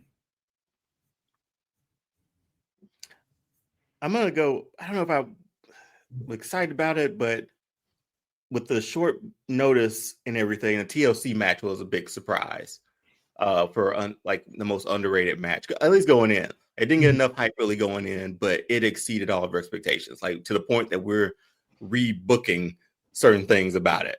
So, but yeah, so that for me, going in, I was like, okay, no TLC, but it's what, 6 teams this time? Was it 6 or 7? I think 6. Yeah. 6 teams, which is wild to think about anyway. Very wild, yeah. And it just happened. And then like it comes up on the card and you're like, okay, man, kind of forgot about that one. And it was great. So yeah, that was my pick. Yeah. Honey? Didn't get enough hype, but was surprisingly great. Or CB. I mean, every match was pretty hyped up, almost, I would say. I can go if you still got some need to think. No, it's not really so much. It's just like I'm conflicted with the category because I want to say that the most underrated match and surprisingly great and exceeding expectations was the Randy and Jelly Roll with Drew and That's Logan. one. Yeah, Like one, yeah. it's just that it just says it didn't get enough hype. We saw Jelly Roll and Logan Paul every week, like that. Yeah, Jimmy obviously Kimmel it too. didn't get enough hype, but it was surprisingly better than we expected. Like I wasn't expecting that match to be better than Jade and Tiffy. But you weren't. But also too, like even though it was hype, we weren't really talking about it. Like No, we weren't. We weren't even looking forward to it. No, a lot of that's why I say so. It still counts as being underrated because although like you saw week to week, we also saw these other ones that we couldn't wait for. Like we saw CM Punk every week, we saw Cody, we saw John. So it was like there were a lot of one of these that really exceeded expectation because although it was hype, like we weren't really paying attention to it. Right. My underrated one is Dom and AJ. I don't think it got the hype that it should have. I know it was just the IC title, you know, per se, not trying to knock it down or anything, but I think like that was one of the most underrated ones. You got the phenomenal one versus Dirty Dom. Dirty one. And it wasn't like an ass whooping contest. Like this was a battle of wits and actual great in-ring performance from both of them. Mm-hmm. Like this was a great match. Like AJ hadn't missed a beat. Every time AJ's in the ring right now, I'm just looking at him like, are you really finna leave in like the next 4 years? Because like somebody had mentioned, like I think Michael Cole mentioned it when he was like, this could be his last SummerSlam, and I'm like, that's wow, okay. like we talking about John, and I'm like, yo, like low key, we're seeing all these other guys go. Like, yeah, I'm like, could this have been AJ's last SummerSlam? I'm like, yo, like it got very surreal seeing that, but to see like all the stuff that they did coming out in the car, everything, and it's like, yo, like, the Eddie gear was fire. Yeah. Oh yeah, it was. That's what I gotta say. If we gonna get anything different in 2026, we gonna have to get white people some rhythm. Because none of them were shaking them shoulders. Could none of them get this right? AJ just a Georgia boy, man. If you're not Dom or Eddie, you ain't doing it right. Yo, I forgot who the other ones that were like paying homage to Eddie, but they tried it, and I was like, yo, what is this? What are you doing? It's just the show. Forward. Yeah, they doing their titties like this. What are you doing? I was like, bless his heart. He trying. Bless his heart, though. Bless his heart. All right, so now we move into the best gear. In all of SummerSlam, who had the best ring attire? And if any of you saying Jelly Roll, I'll end this whole show. That's the only one I left blank right now. This stuff kept coming apart, didn't it? Like it kept. Yo, the fact he tried to rip it and couldn't. Like he tried to have a moment where he had the buttons. Stop. I feel like it kept coming apart. Like stuff came off because it would always end up on Logan. Yeah. But yeah. Anyway, I know.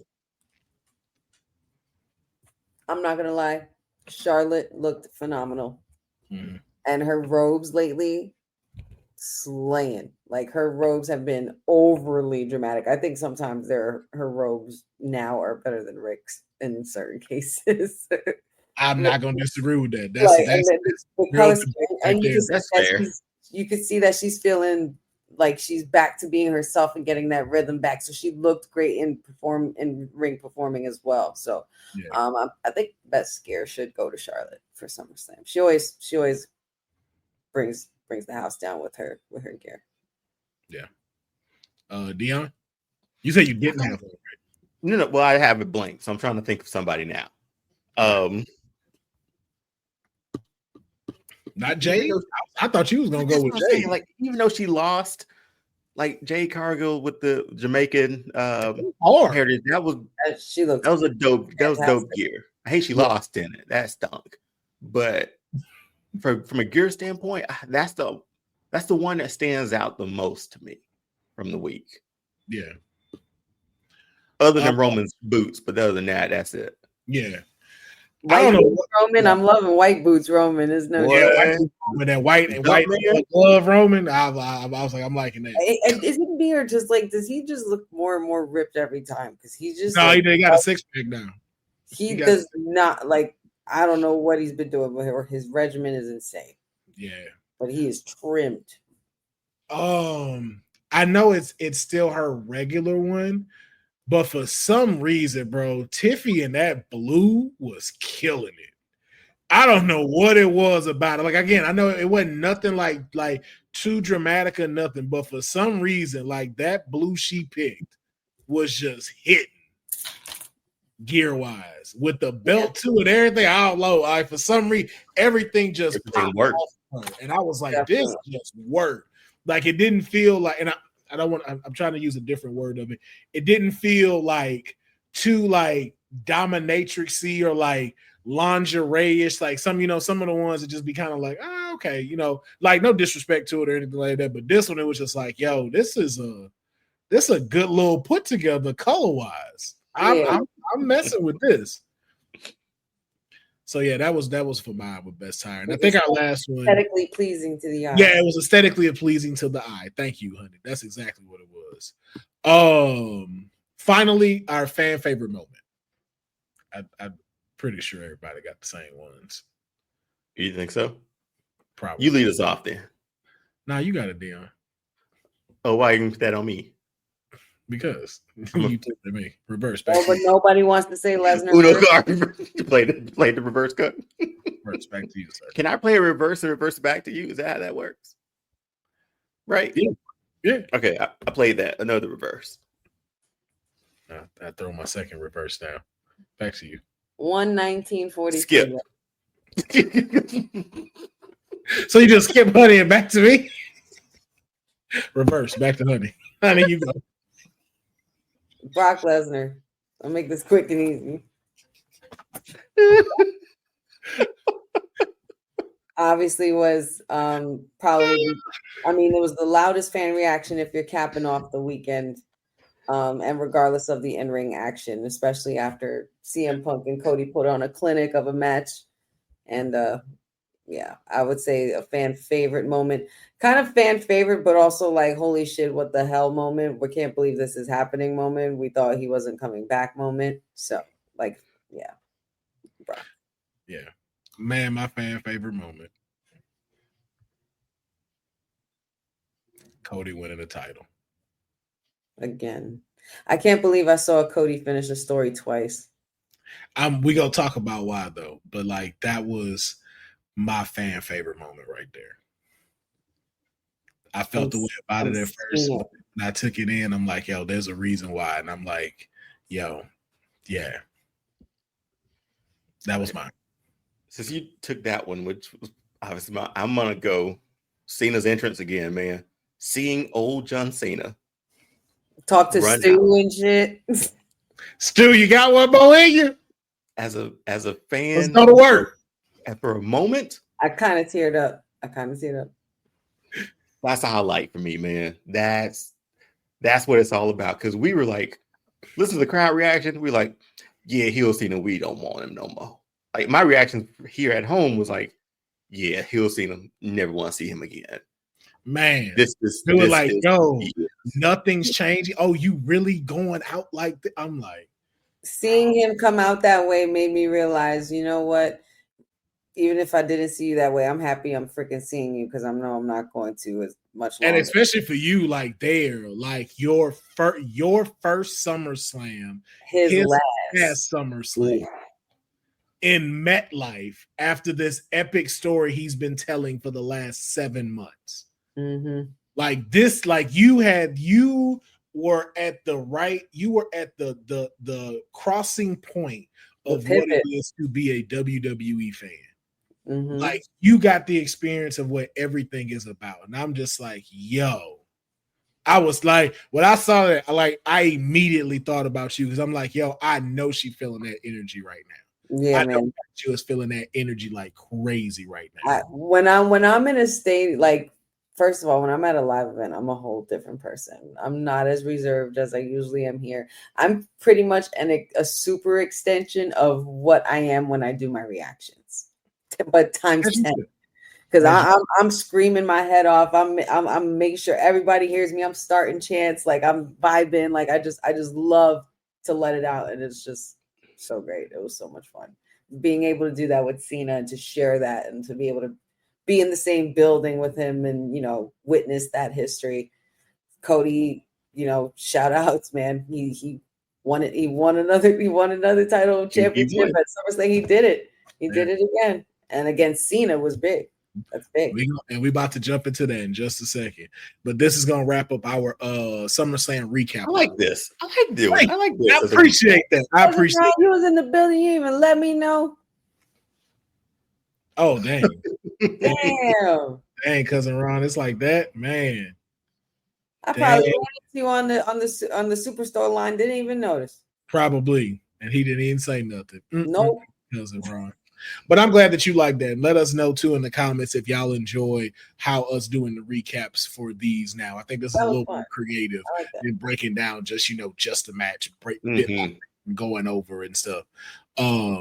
So we're gonna move into these. Like you said, we do have new women's tag team champions, Alexa Bliss and Charlotte Flair, defeating Roxanne Perez and Raquel Rodriguez. Quick question for it. Was the right move made?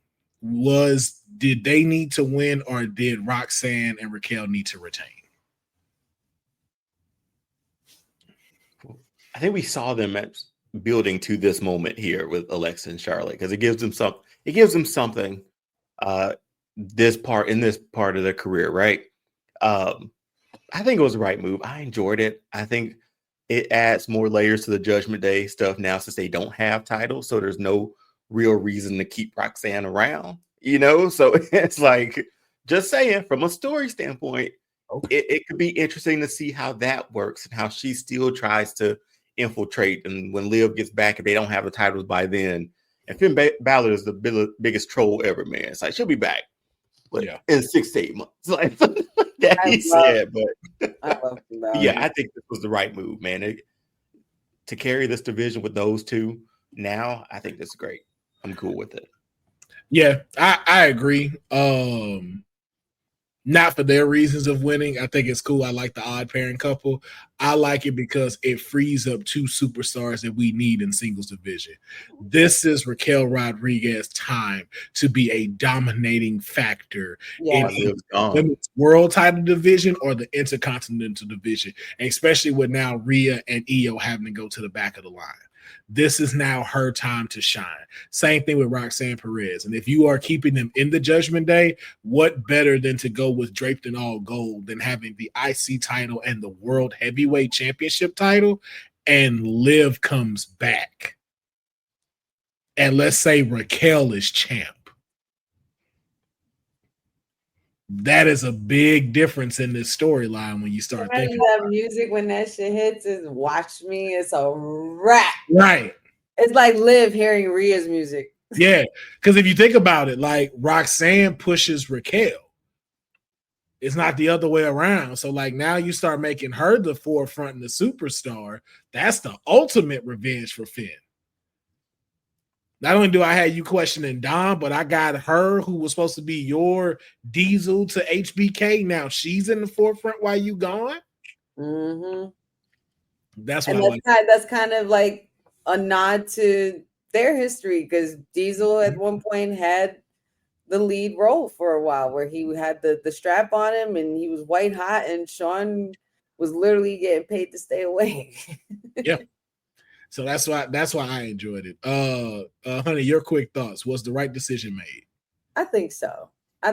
We're on a different route here with Alexa and Charlotte, and it looks like even in a lot of podcasts and interviews I've seen them doing, it seems like they're both at a very not comfortable place, but they're at a place where they just want to be able to have fun and mix it up again. They're pretty much refreshing and refreshing their repertoire and their arsenal, and seeing who else they could work with and helping other talent which clearly they're going to be doing that. And, there's going to be a tag team division built around them.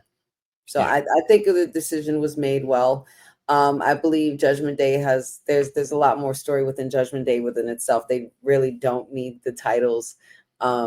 Roxanne and Raquel have proven themselves worthy of being able to hold the fort down and be a formidable tag team. But we'll see what happens when Liv comes back.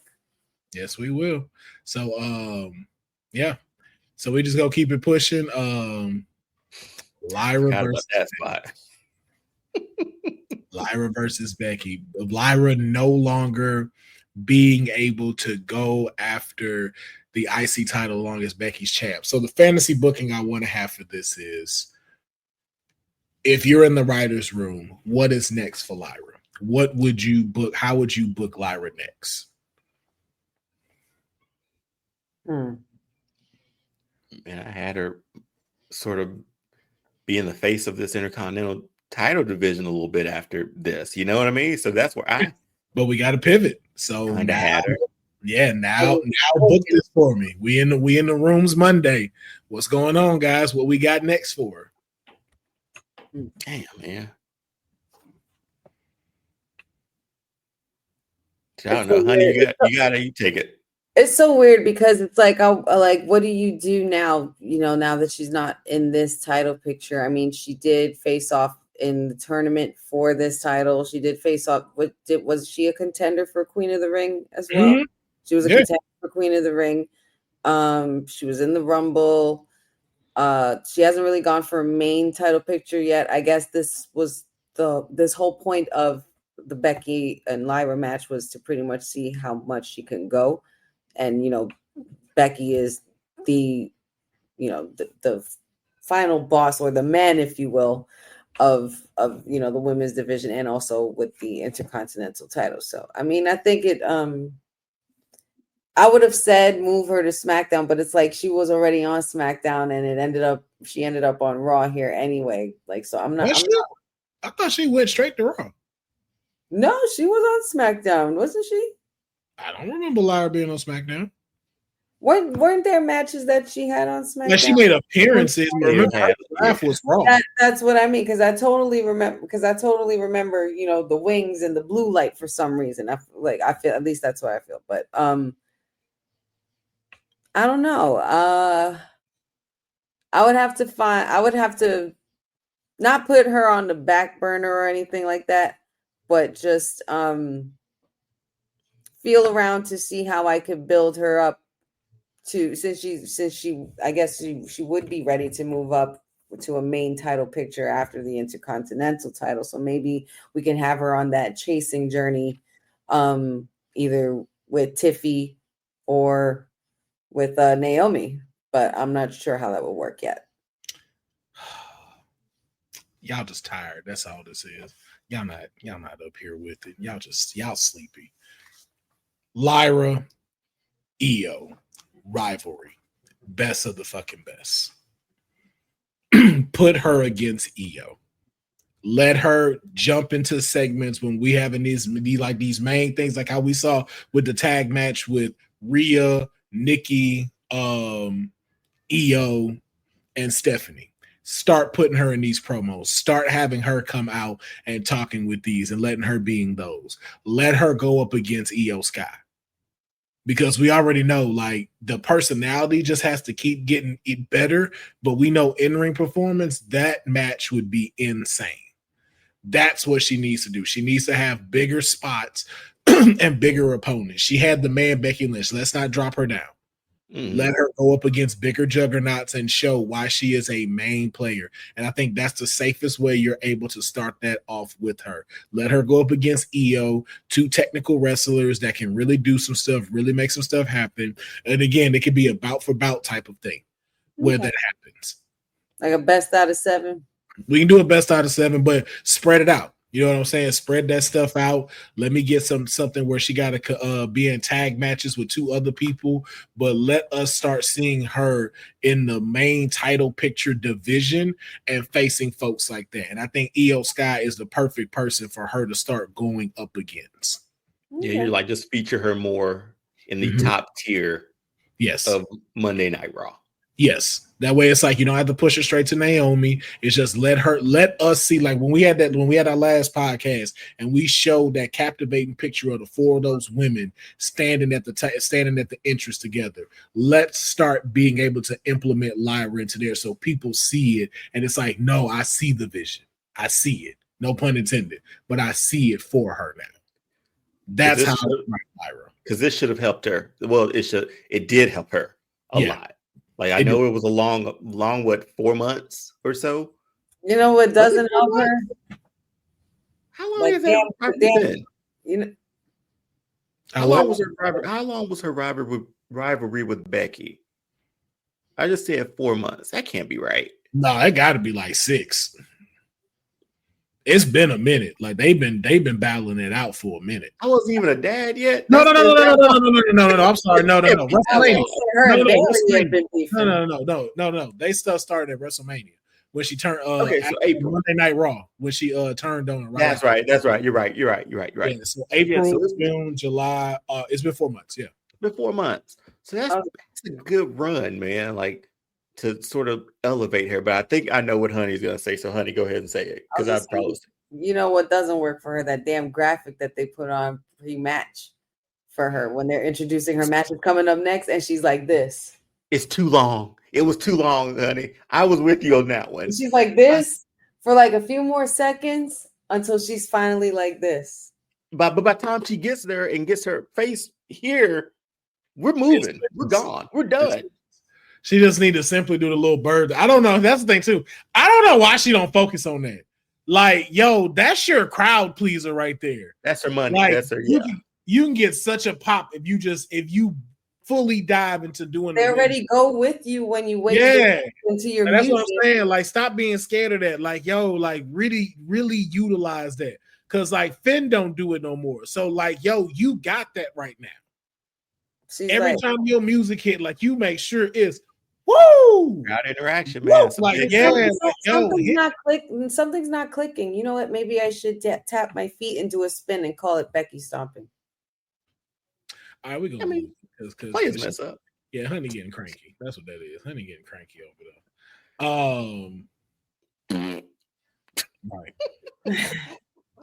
Right. I only put this up for one reason. Triple H, you go stop. I don't know what Karrion did to you. I don't know what Karrion Kross did to you, but this ain't it. Like the match was ass, but what was even worse was in that post show when you heard everybody go, "We want Kross," and you say, "Yeah, we brought Brock back." Bitch, you can hear. You know that's not what they said. Don't you do that. Do not do that, Trip. You acting real red state right now, and I don't like it. You heard what we want. Stop. I don't know what he did to you. I understand how people feel about him, but damn it, we want Kross. And we're going to continue to ask or demand that. Yes. And he's been re-signed. Him and Scarlett are re-signed. So I will ask this for y'all again. We're putting it in the writer's room again. What do we need to do to convince the board that Kross is a sure bet? We already know the crowd is there. So how do we convince the upper reps that, hey, Kross needs to be the next one? Ooh. It's nearly almost as similar as your Lyra example. Mm-hmm. Like, yeah, we saw him with Sammy. Sammy's main event at Mania, all that stuff. We get it. But Sammy's not LA Knight. Sammy's not like your guys that you're going to put on that posters and feature. I don't know, man. He's so over. It's hard to like put up a good baby face against him. So he can be a heel, or if he's not a heel, he could be just a tweener, I guess. But I think his next is say what? No, go ahead. What were you about to say? No, I just think like, thankfully the Sammy thing is over. I'm happy that's done, but he's got to be featured in some of those things, like you said, very similar to Lyra. Yeah, I already got one. Go ahead. Karrion Kross as CM Punk. They're both good on the mic. Punk will give him a hell of a match. If you do it, if you can get anything for him to say, I'm gonna bring that old version back of you. Yeah, this whole new corporate CM Punk, the suit You Punk. You know how much that would sell right now? I'm kind of wondering what happened to that element of Cross. Because last year it happened a lot where there was a pattern with Cross where every person he faced changed. It happened with AJ, happened with Shinsuke, and so on. It's still there because, again, like, that's what bums me out, because if Sammy start acting dark, which is still in there, because they started doing it after they dealt with Cross. So if you see Sammy now switch up, that's what bums me out, that it's like, well, Karrion could have won at SummerSlam. Why did it? Yeah, but why did it have to drag out this long? Because he easily beat Shinsuke. He easily beat, like, or what are we trying to prove here? That what we're continuously showing, that underdog will always fight and will get the, like, you know what I mean? Like, aren't we done with that? So done with that. I'm sorry, like, you're not an underdog. I've said it several times. Mick Foley Jr., you're not an underdog. Karrion Kross could be a great sort of like symbiote throughout the universe to turn people heel. Yeah. Cross is, you know what I mean? Like, I think that would be a cool idea, because he's done it, like Honey just said, with that. Let him be that Mephisto of the WWE, man. I think that would be pretty dope. Playing devil's advocate with everyone in their gimmicks. Yo, especially when he was wearing that all black suit, I was like, whose funeral are we at? Nah, whose soul you just came to pick up? That's what it looked like. Yeah, whose soul? What deal did you make, and whose soul you coming to collect tonight? No, that's a good idea. Yeah. Like there's so much that we could do across, man. So many. Like, so what's one that you have to present to the board that would get them to believe in Cross? First of all, I'm pushing for a more prominent storyline than him constantly antagonizing an underdog and he constantly loses. Okay, give me one. I would consider just having Cross just start attacking people, just wreaking havoc and chaos everywhere. Whether it's in the parking lot, whether it's he appearing during someone's match, just raise hell everywhere you go until you continuously push the board and Gorilla, even Triple H back there, to hear that crowd saying, "We want Cross," as you're standing there staring at the TV, you know what I mean, or staring at the main camera, the hard cam, and you're just standing there like you are literally the angel of death and you're here to cause chaos. And if you don't allow me to do my job, there will be hell to pay. Just have Cross on a rampage, period. Okay. So again, we've said it here first. We'll see how these stories develop between Karrion and Cross. This match. So where does this leave Jade? Dude. Hell if I know. Somebody in the comments asked the question. I think it was when it came to Jade. Yeah, what do y'all think of the reports about Jade losing luster with corporate? Has the Jade luster disappeared for you? This seems like if I would have heard that, yeah. Okay, so say like, okay, they lost luster over. They don't think that they're taking a back seat. She's whatever. After seeing that match, I would believe it. So it's hard for me not to look at that match and say, okay, how did we get here? She won the Rumble. Not the Rumble, Queen of the Ring. She beat Asuka. Like, she went through the gauntlet of that to SummerSlam. Yeah, and to get to SummerSlam, and you lose to Tiffany when that should have been probably your crowning moment. Was that her first legit one-on-one title match? At SummerSlam, I believe so. Well, just title, that too. Mm-hmm. Mm-hmm. If not, then when? So it makes, if those reports are true, it's hard not to believe it after watching that match. And I don't know if it's a development thing with her or it's in ring stuff that's not getting her over well in the back. But yeah, it was evident in that match for me that they probably have pumped the brakes on Jade, unfortunately. Great look, but I don't know. Yeah, it stinks. Agreed. I think that it's been quite some time that they've been losing interest. Honestly, it kind of shows in the way that they're booking her, because it's like, you know, you put the crown on her and you gave her this opportunity, and she's also the first signing under your umbrella. So it's like, what are we really doing here?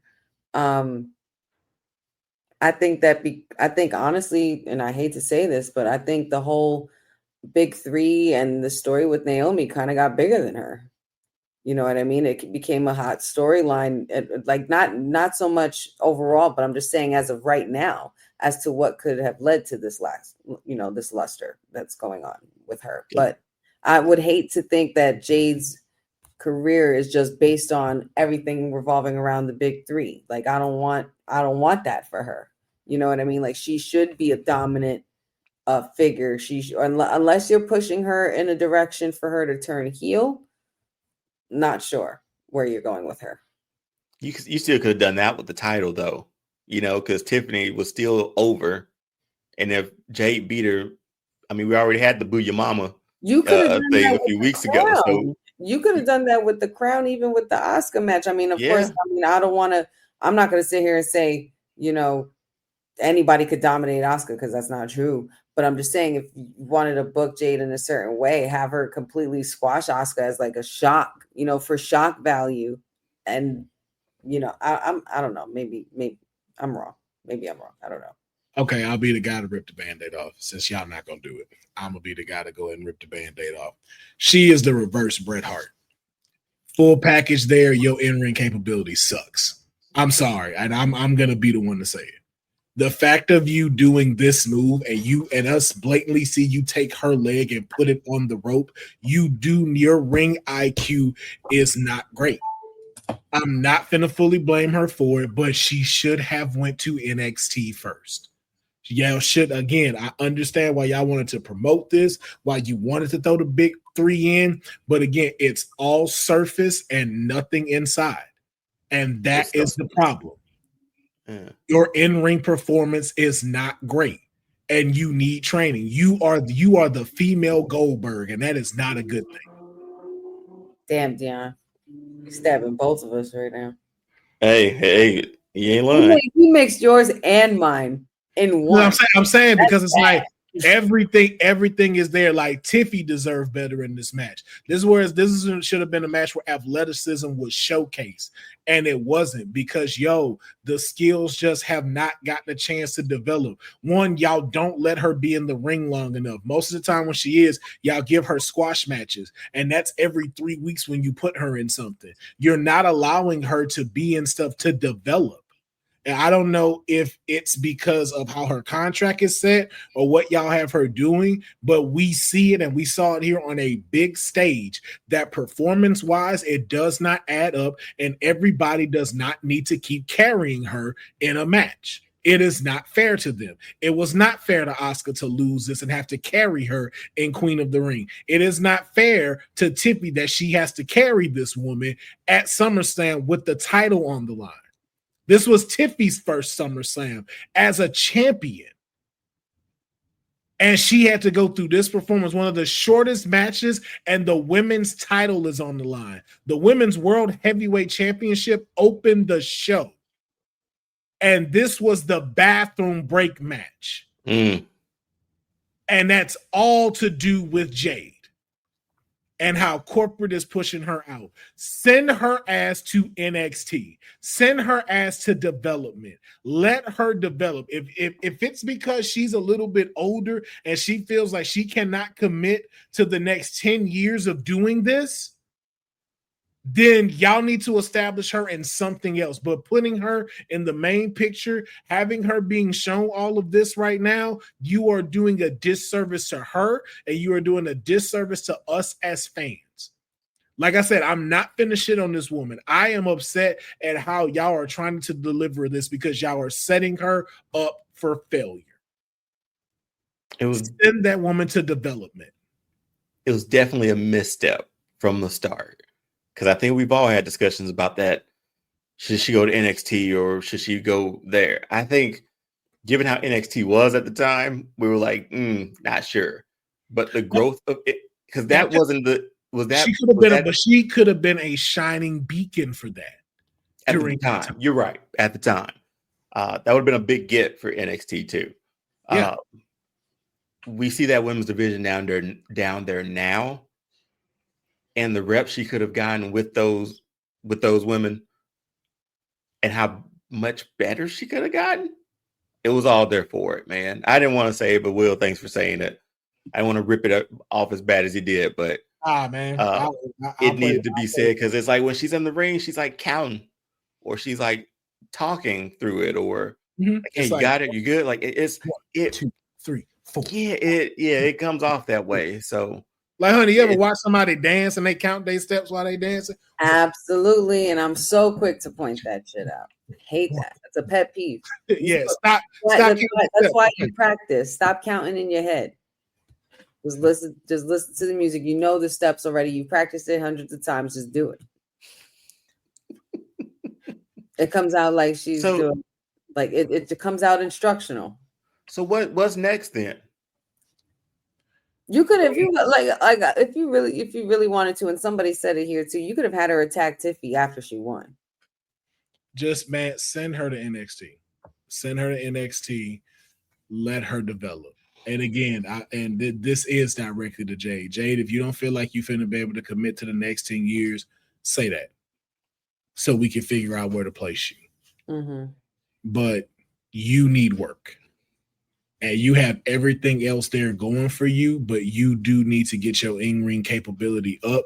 And now is the time. Because right now, if we were in the Attitude Era, you'd be perfect. If we were in the Divas Era, you'd be perfect. But we're in a state where, let's very much be honest, women's wrestling is better than all wrestling right now. And you have to keep up. Or it's back of the line, man. Like I don't know if she's not as good as anybody headlining NXT right now. So when we get to the draft, I want y'all to tell me a Jade moment by herself, an impactful in-ring moment that she's had since she's been here. When she was busted open on that windshield. And that wasn't even in-ring. Even her match with Naomi was fine. It wasn't much wrestling because it was like a street fight sort of thing, right? That was it. So that's easy to get around. That's easy to, do. I know how to do it, but it's easier than a technical match. I would assume it's a Goldberg match. Like, yo, give me your best 4 minutes and let's do this. What if that was her persona here? No, but just say, like, what if she was given that persona? The problem that's her goal, just to come out and destroy. The problem is your roster is too in depth to people to take L's like that. Yeah, there's not enough jobbers anymore. That's the one thing this division don't have. You don't have stars, right? Because it's like, the only one that's gonna be able to have that happen is Maxine Dupree. And that's gonna get old fast. But she's getting better. She's even getting better. And she's getting better. So that's what I'm saying. Like, there's no woman that I can see being a jobber right now for that to go off. That's just not a storyline that's gonna work in this day and age. Yeah. Like, even your people who are sideline persons, like Chelsea Green's Hervis, is Elba Fire and Piper Niven. And these two women are incredible performers. Yeah, Bianca's matches with Piper, those are still women that Jade's in the ring with her scrubs. None of them. All of them are workhorses in their own right. Exactly. So right. That's where we are now, huh? I guess. Your best thing to do, Jade, go to NXT. Go to NXT, get your reps in, dominate there. So when you come back, Like, yo, you are that storm that you're supposed to be. And I'm only saying that because I want to see Jade succeed. Yes. You have everything there that could be able to deliver. But this match that happened at SummerSlam, both of y'all deserve better. This should have been one of those to be talked about. And unfortunately, now when it comes to the women's world title and the women's WWE title, it's pushed up, huh? And y'all have not, now that title isn't relevant over in SmackDown, which means now Tiffany got to work even harder for it to be relevant. Oof. But we're going to keep it pushing. I just wanted to put this, just show this, because I just dope. Naomi with her daddy on stage, and he rocking out in his guitar. I'm sure that's going to be hanging up in the house somewhere. Yeah. Right, man. Yeah, I just wanted to put that in there because I just thought that was cool. Give him his props, man. Give him his props. It's a great picture, though. Nah. I'm going to give you checked off the boxes of what you were supposed to do. But if we putting it out here,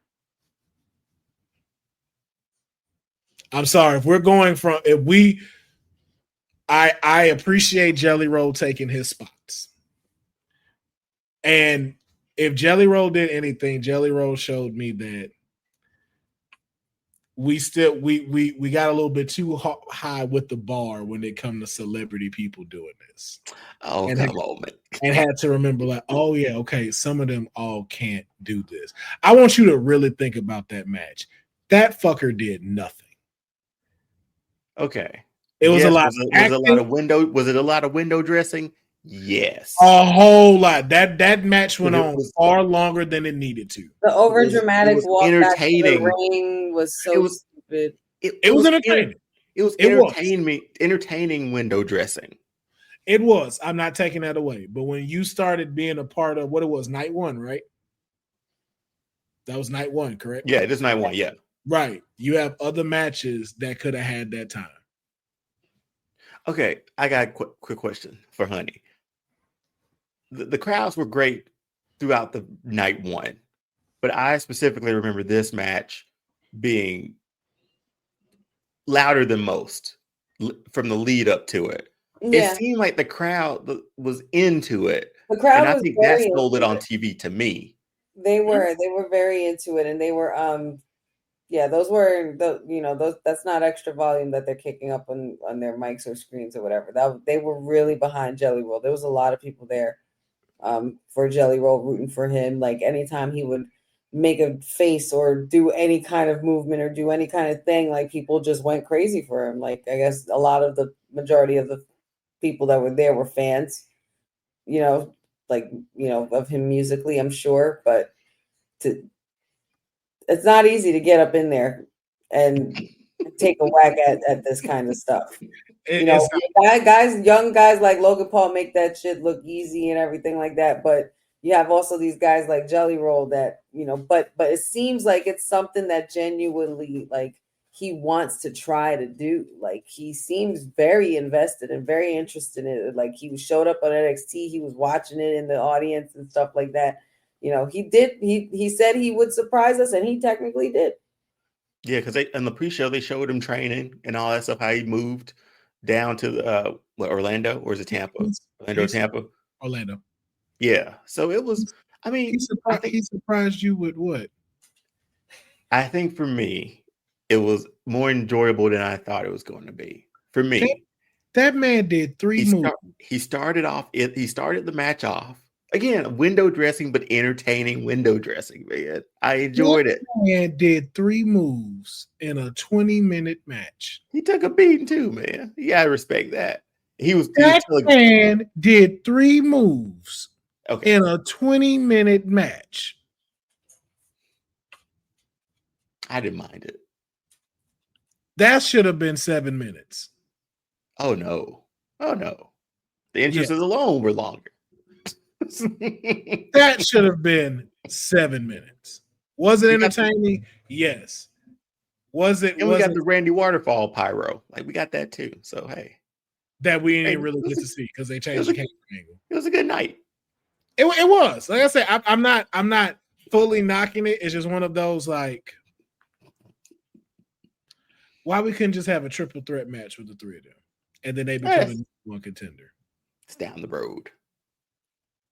Little pit stop here. So, but I get what they did. It felt for what it was. So, yeah. But I commend you for your bravery, Jelly Roll. If you never show up in the ring again, I would not be disappointed at all. He's got to get that win back, man. He didn't have win when he was in there. Well, he's got to get one. You got to go find that win first. Because how you out of breath at the beginning of the tag match? Hey, Jelly, he's running those ropes, man. Give him some credit there. How you breathing heavy? And we 2 minutes in. I was like, all you did was get in the ring. Come on, man. Next topic. Next. He never done this before, Will. I'll get off. But I'm saying, but I'm like, and how y'all dress this? I'm like, what are we doing? Like, take me back to the typical tag matches. Let all them do the work. Get the we want Jelly Roll. Catch the tag. Good little 2-minute hot shots.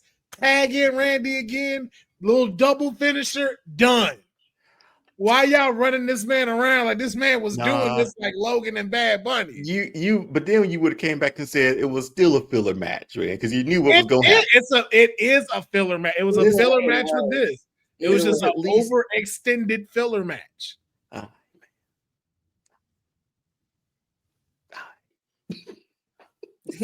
But hey, shout out to Jelly Roll. Because SummerSlam is about having celebrities there, being able to step in the ring, and I will say, you did way better than Snooki ever did at SummerSlam. So at least you did better than her. Exactly. I ain't asked for numbers. Now, I could tell you I'm not one to say that I like when I'm right and I told you so. Because then I'd be lying.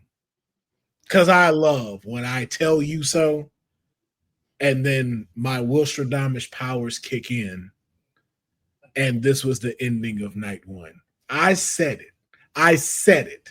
And everybody was like, why would they trick us like that? Why would they ruse us or pull the wool over our eyes just for this?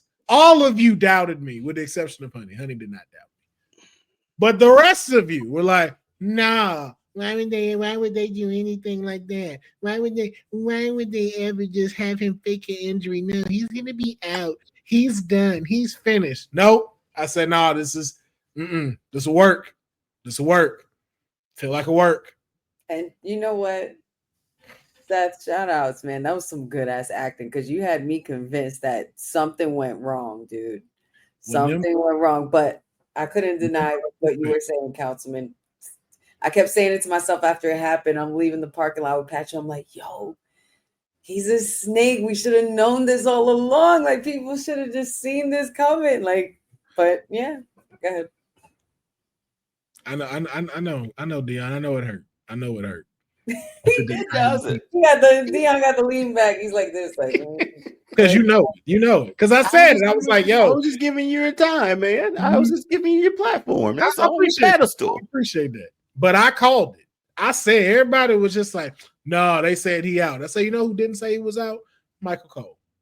Michael Cole did not announce that this man would be out and how long he would be out. He announces it every single time, and he never did it with this one. I was like, yo, this feels like a work. And even up until the day of, like, we never heard like anything, no timetable, no nothing. 2 weeks, 3 weeks after. The last thing Michael Cole said was he was being looked by the doctors in Alabama.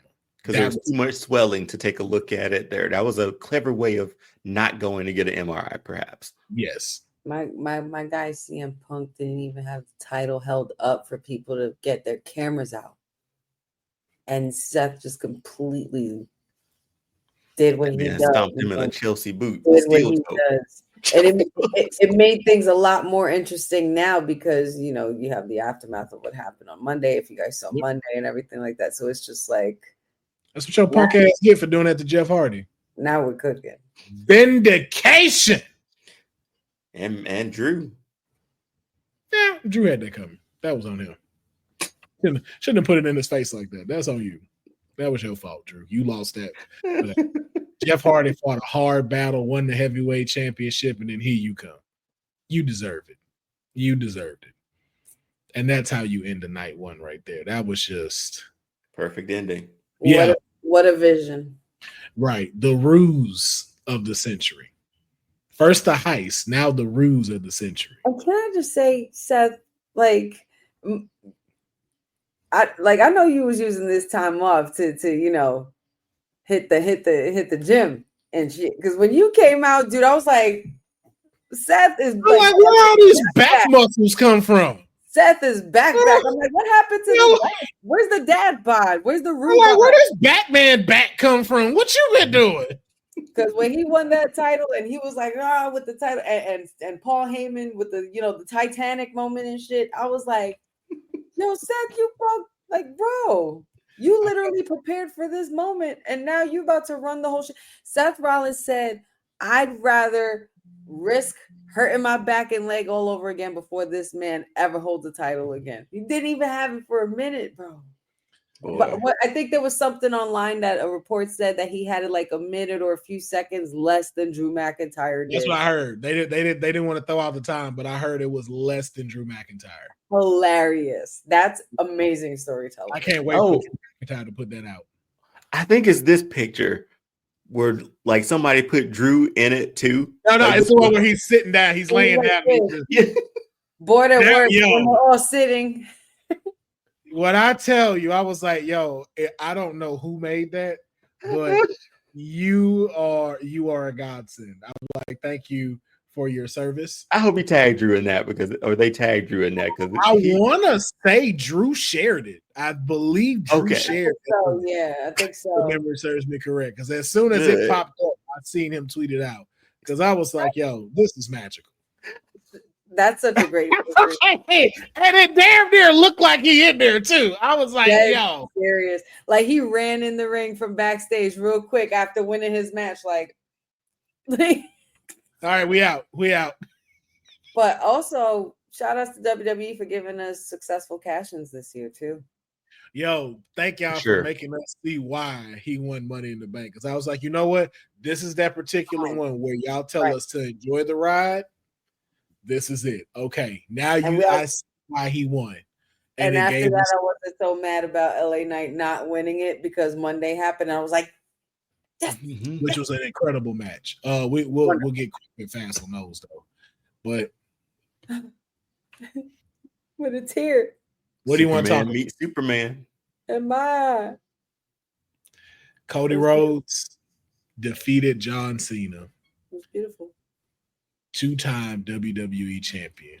First of all, how I knew he was going to win when they used Dusty's voice to talk. I was like, he winning this match. You don't bring out the Dusty, and I think that was AI too on the rest of that stuff. I was like the last line or two, right? Like maybe he had the polka dots. Like the first line may have been actual audio, but the ending when he said I never got to be a champion, that part and then the last line, I think that was AI.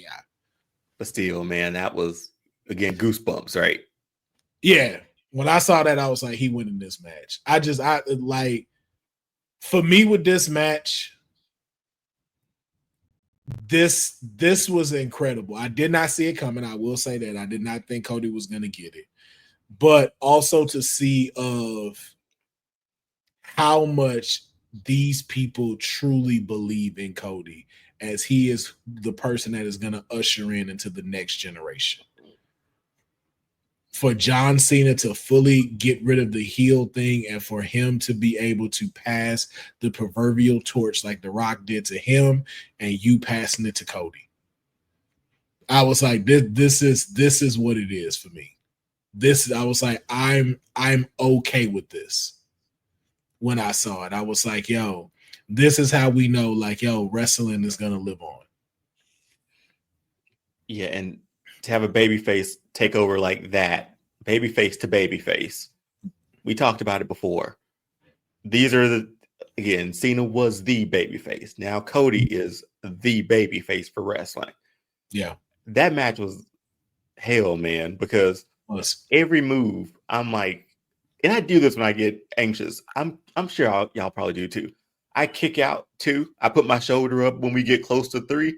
Like I just get like every single time the 3 crossroads and Super Cena kicks out. We saw Super Cena for one more night. One more time, bro. But we also saw Super Cody be boom. But then you saw that Super Avalanche Cody. attitude adjustment. I was like, yeah, we done. Yeah, and then at first I wasn't so sure about it going to 3 when it did. At first I thought like maybe they're gonna hold off for one more kick out, but it happened. I was like, oh shit! I was like, I came and saw Cody win another undisputed title match, shot at a main event. But you also saw the torch being passed. Yeah, it was. Yeah, the greatest way for Cena to have his last SummerSlam, because again, especially if you listen to Cena with his interviews, it's like, yo, how do I leave this place better than I found it? Yeah, absolutely. And man, if he did not do that with this, like this was like again, like how Deonne said when we were talking about the entrances, like, yo, this man gave us goosebumps from the entrance to the end. I'm like, bro, like, we really in it. Like, this is what this part right here, they did so well. You swore this was John's last match. You dang near forgot he still got 9. Bro, like, seriously. I'm like, you're right. I'm like, yo, because I'm sitting here like, yo, that was a great run. And then I'm thinking, like, wait, what are we doing after this? I was like, wait, ain't he got to go to Perth? And he wrestling in December? I'm like, so what December gonna be like when it's all said and done? Like, look what he made us feel at SummerSlam. And we just in the middle. Yeah, man. This is a great match. This trumped the WrestleMania one. Great story, great passing of the torch. Yes. Cody giving him the ring. I know we got Lesnar, but giving him the ring to take it all in. Even if we didn't get Lesnar, that was a moment right there too. Yeah.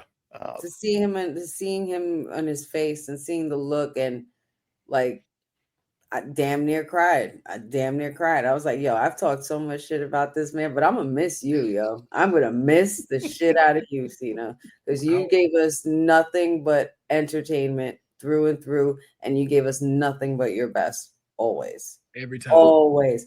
And to see him go out that way, I know we're gonna talk about the rest of it, but even after all the freaking chaos ensued, my favorite part about his exit was he told them to stop playing his music because he wanted to get the fans one more time. I was like, you know what, Cena, shut up. You got it. Yeah, because it all hit. It's like, yo, this is his last SummerSlam. This is your last performance. This is the last summer of Cena we'll ever have. Like, yeah.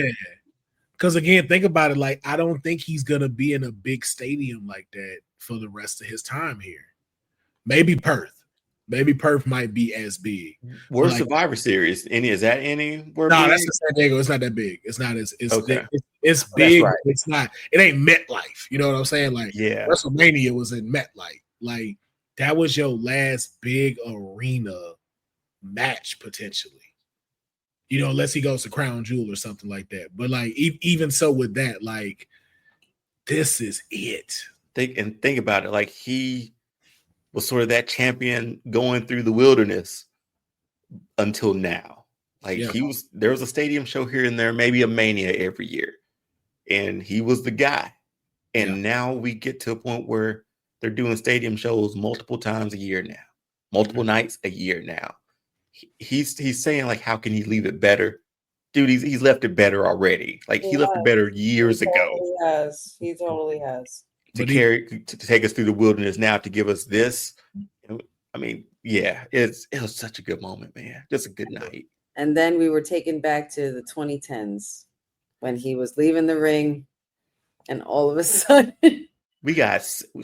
I don't know what the hell they call that noise that plays in the beginning of Brock's music, but whatever the hell that is Cena's like allergy, bro. Like, bro. Nightmares. Cena's face is priceless every time. We've gotten it 3 different times, and Like I even watched the clips of the old ones and then The watched night after this Mania, new right? one. Yes. In the Yes. green. He was in the green. That music Yes. hit him and like, yes. And then I look at this Brock coming out, man. The way that man looks, like I was like, oh shit. And then and the minute I heard his music, I'm like, damn, we're getting Cena and Brock one more time. I was like, but that makes sense. I mean, he's one of Cena's biggest rivals, one of Cena's biggest opponents, and who's always taken him out, like other than Umaga, I would say. Dominant figures that have taken out Cena in a big way. Like there's no one left on that caliber. I think Cena's run was like initially like Brock Lesnar. We got the FU because of the F5. Yeah, we got the FU because of the F5, right? F5, right. It was like a lot of what Cena became or was starting to become came through this riverry. He built Suplex City, dog. For real. Oh, that was SummerSlam. Good grief. Man. 16 of them boys, I think. I was sitting here like Swerve Strickland. I was happy as hell. Because I was right. I called it. I said it. I said, yo, we getting Brock. And y'all, everybody. No, I never just refuted it. I was literally that'd be pretty dope. I was literally recording on Patchu's phone, and I literally got the moment where I'm zooming in on Cena, the Titantron, where it says Cena, and then automatically you hear the noise and it changes to Brock. For an instant, you could see the phone shake like I was about to throw that shit. And I was like, I just let it out. Like, everybody just lost it. Everyone lost it. It was awesome. And let me be clear. I'm excited I was right. I'm not excited that he's here. Just so we make that very clear. Yes. I'm excited I was right. Not that he's here. It's not that I'm excited that he's here. It's just that I can't believe we went there. Like we went there now. Like, oh shit, WWE pulled that plug. But again, we're gonna talk about it, right? We're gonna dive into it. Okay. Yeah. How deep are we diving? This will be the final thing. I just before we do, just a quick Raw recap. The most savage promo of the year. The most savage promo ever. Yeah, that line killed. Yo, you know how many times they done reposted this damn clip of these two? Incredible. I just wanted to show Penta just swagged out as always. Okay, Penta, now let's get information. Like Penta is always great. And incredible match between CM Punk and Seth Rollins for the title. I mean, LA Knight with CM Punk interfering. And then, of course, our tribal chief returning. Bronson Reed, once again, bringing back bullying. Another pair of shoes stripped from the tribal chief. Bringing back bullying. Bringing back bullying, yo. And a lot of implications moving into Clash of Champions. Don't be a star. Yeah, be a bully. But we also have heard that there's implications that Roman Reigns will be at Clash at Paris. So very interesting. Advertised for the next 2 Monday Night Raws. Yes, exactly. So we shall see exactly what comes of that. But let's dive back into our final segment of The Beast is back. Apparently legal cleared him 4 weeks ago, a month ago, that he was good to go. Now, here's my thing with this. If we're bringing him back to face Cena, I'm all for it. Cena needs a win over Brock. I think this is, if we're hitting the greatest hits like we talked about with the timelines, and we will address our timelines in the upcoming episode. I just wanted to get further into Cena's in run before we recap everything. But if it's just for that, I'm okay. I do want to see Brock versus Cena. I want the F5 and the FU going at it. If this is a permanent stay and he's continuing to be here, I play him. I need you to come have your match with Cena and go back to Saskatchewan. I believe that's what will happen, though. I believe. So do I. I've had time to think about it. I'm sorry. I just got to throw one more thing out. I do need to see him versus Gunther. Just before he leave. Just retirement match? Let me get that. Let me get Gunther versus Brock. Because we were technically robbed of that because of a certain underdog that wants to keep underdogging. Lord jeez. Yes, let me get that. If I could get Gunther retiring Brock, I would do that. Maybe this is Brock's retirement as well. We're literally watching all these guys we've grown up watching. I wouldn't be mad at it. But I just need it for the Cena thing. That's it. That's all it needs. Everything else would be a bad look if you keep him here. Because if that's the case, then what's next? Is Alberto Del Rio coming? No, absolutely not. Because why not? WWE and AAA made it so that he was not affiliated with them whatsoever before they even got deeper into this partnership. I get it. Granted, never say never, and I don't mean shit.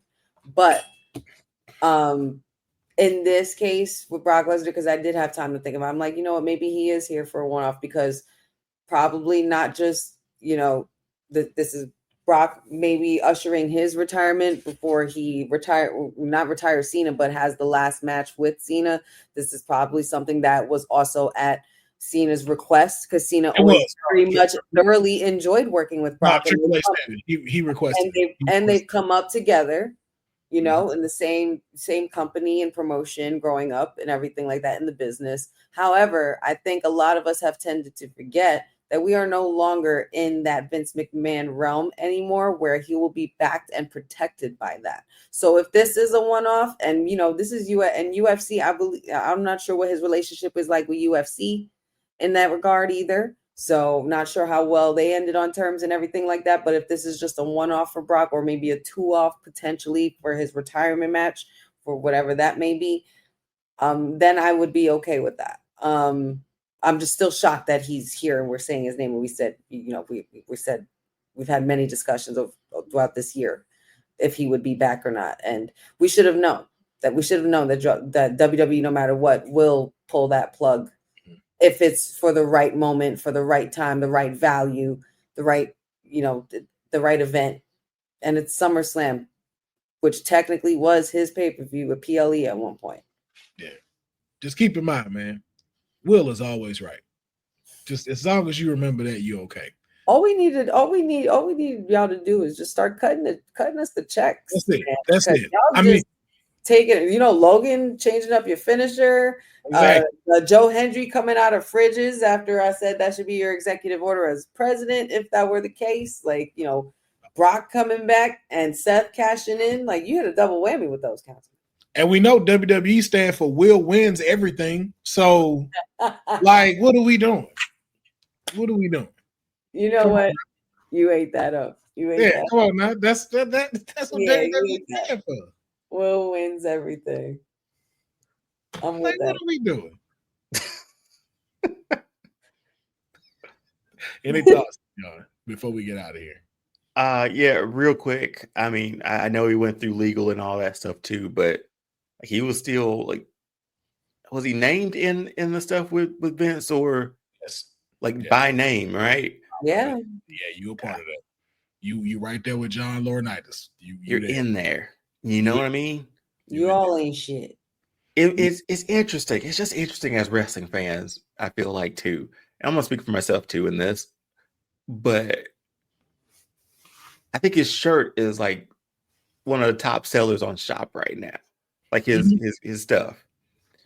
We obviously know the political side of things. Triple H bringing back with the fitness thing for the youth. Mm-hmm. But it's wrestling is a bubble in this regard, where it's we're happy to see Brock Lesnar back. He was involved in this thing, but he was cleared. Maybe it's just a one-off. We should be okay. And I think that's what they're thinking. And just given the reactions he's gotten the last week, it's hard to refute. when you in this bubble of WWE, he's done nothing wrong. And I said that. Remember, I told you. I say, yo, if that music hit, do you really think people not gonna pop for it? And it did. So it was one of the loudest pops you've ever heard this year. And you always gotta kind of keep this in mind, which is why this decision don't shock me. Is you have to remember this, and I'm gonna say this. I'm gonna probably have to say this very bluntly. Wrestling comes from redneck races. That's what this is founded on. It is founded on a lot of people who had teeth missing, who called a lot of us that look like me and Deonne boy, who disrespected people who look like Honey because she got. I was about to say something else, but we live, so I can't talk like how I normally talk to y'all. Because I'm a lady. Because she's a lady. That's what this foundation is built on. You know, the cool side about it is that it was able to expand and grow different audiences now to where we can fight for those things. But please keep in mind that we are barely 20 years from women coming out in panties in order to just be seen on TV. Yeah, true.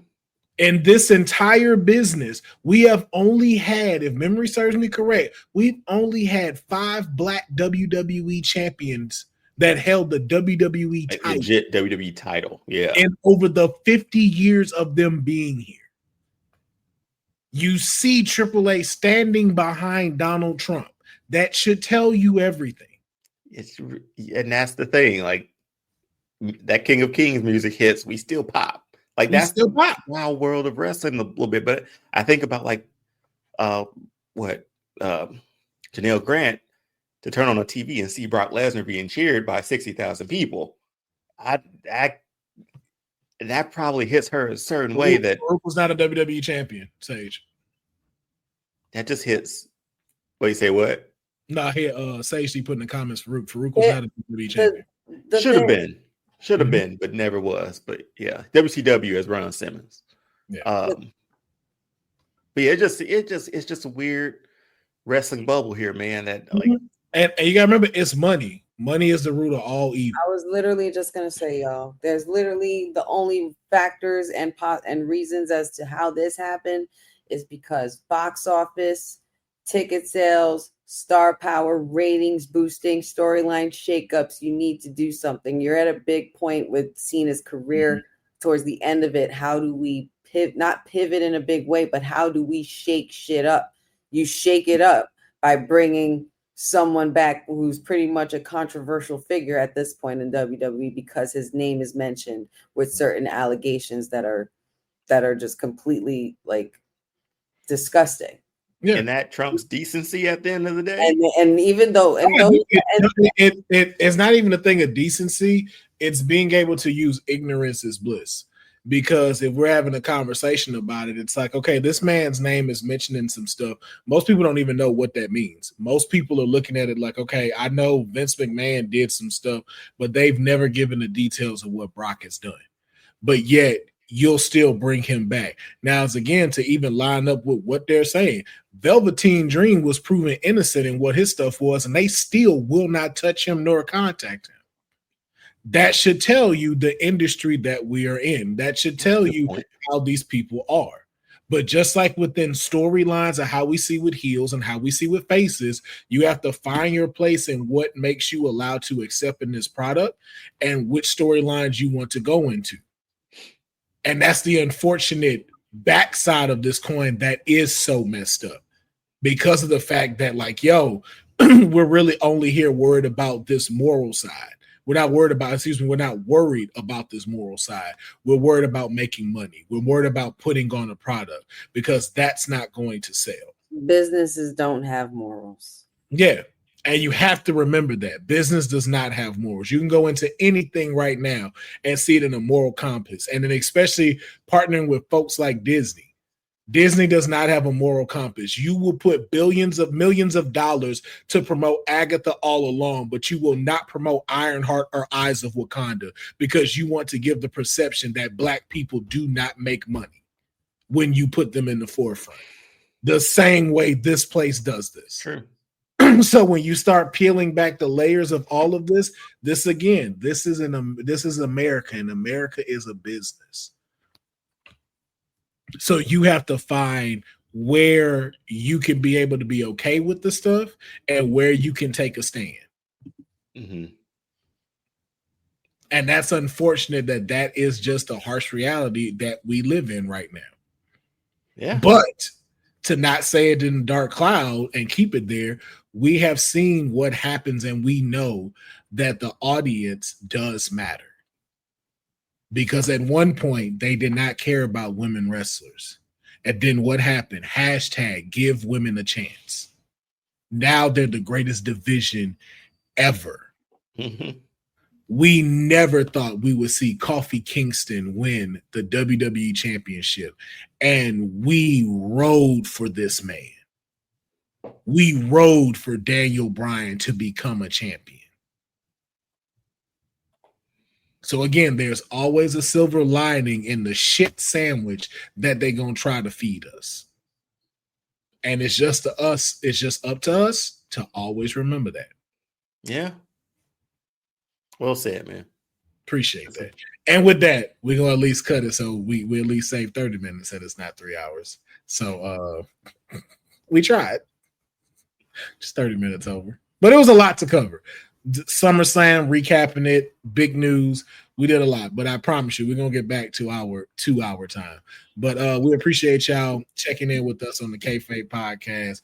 Always a pleasure to have each and every single one of y'all watching, especially the folks that jump in the comments with us. We want cross. And we, of course, always want cross. Make sure that you are following, supporting us on all of our social medias, as well as here on YouTube. Like this video, comment on it. Make sure you are supporting the WWT YouTube channel and all their socials, as well as Wrestling with Honey and All-Star Fandom as well. Always coming to y'all live, talking about the great comic book, movies, pop culture, and everything every Wednesday. So make sure that you go and follow Deonne's All-Star Fandom and keeping this thing going. So we appreciate each of y'all checking us out, and we will catch y'all next week.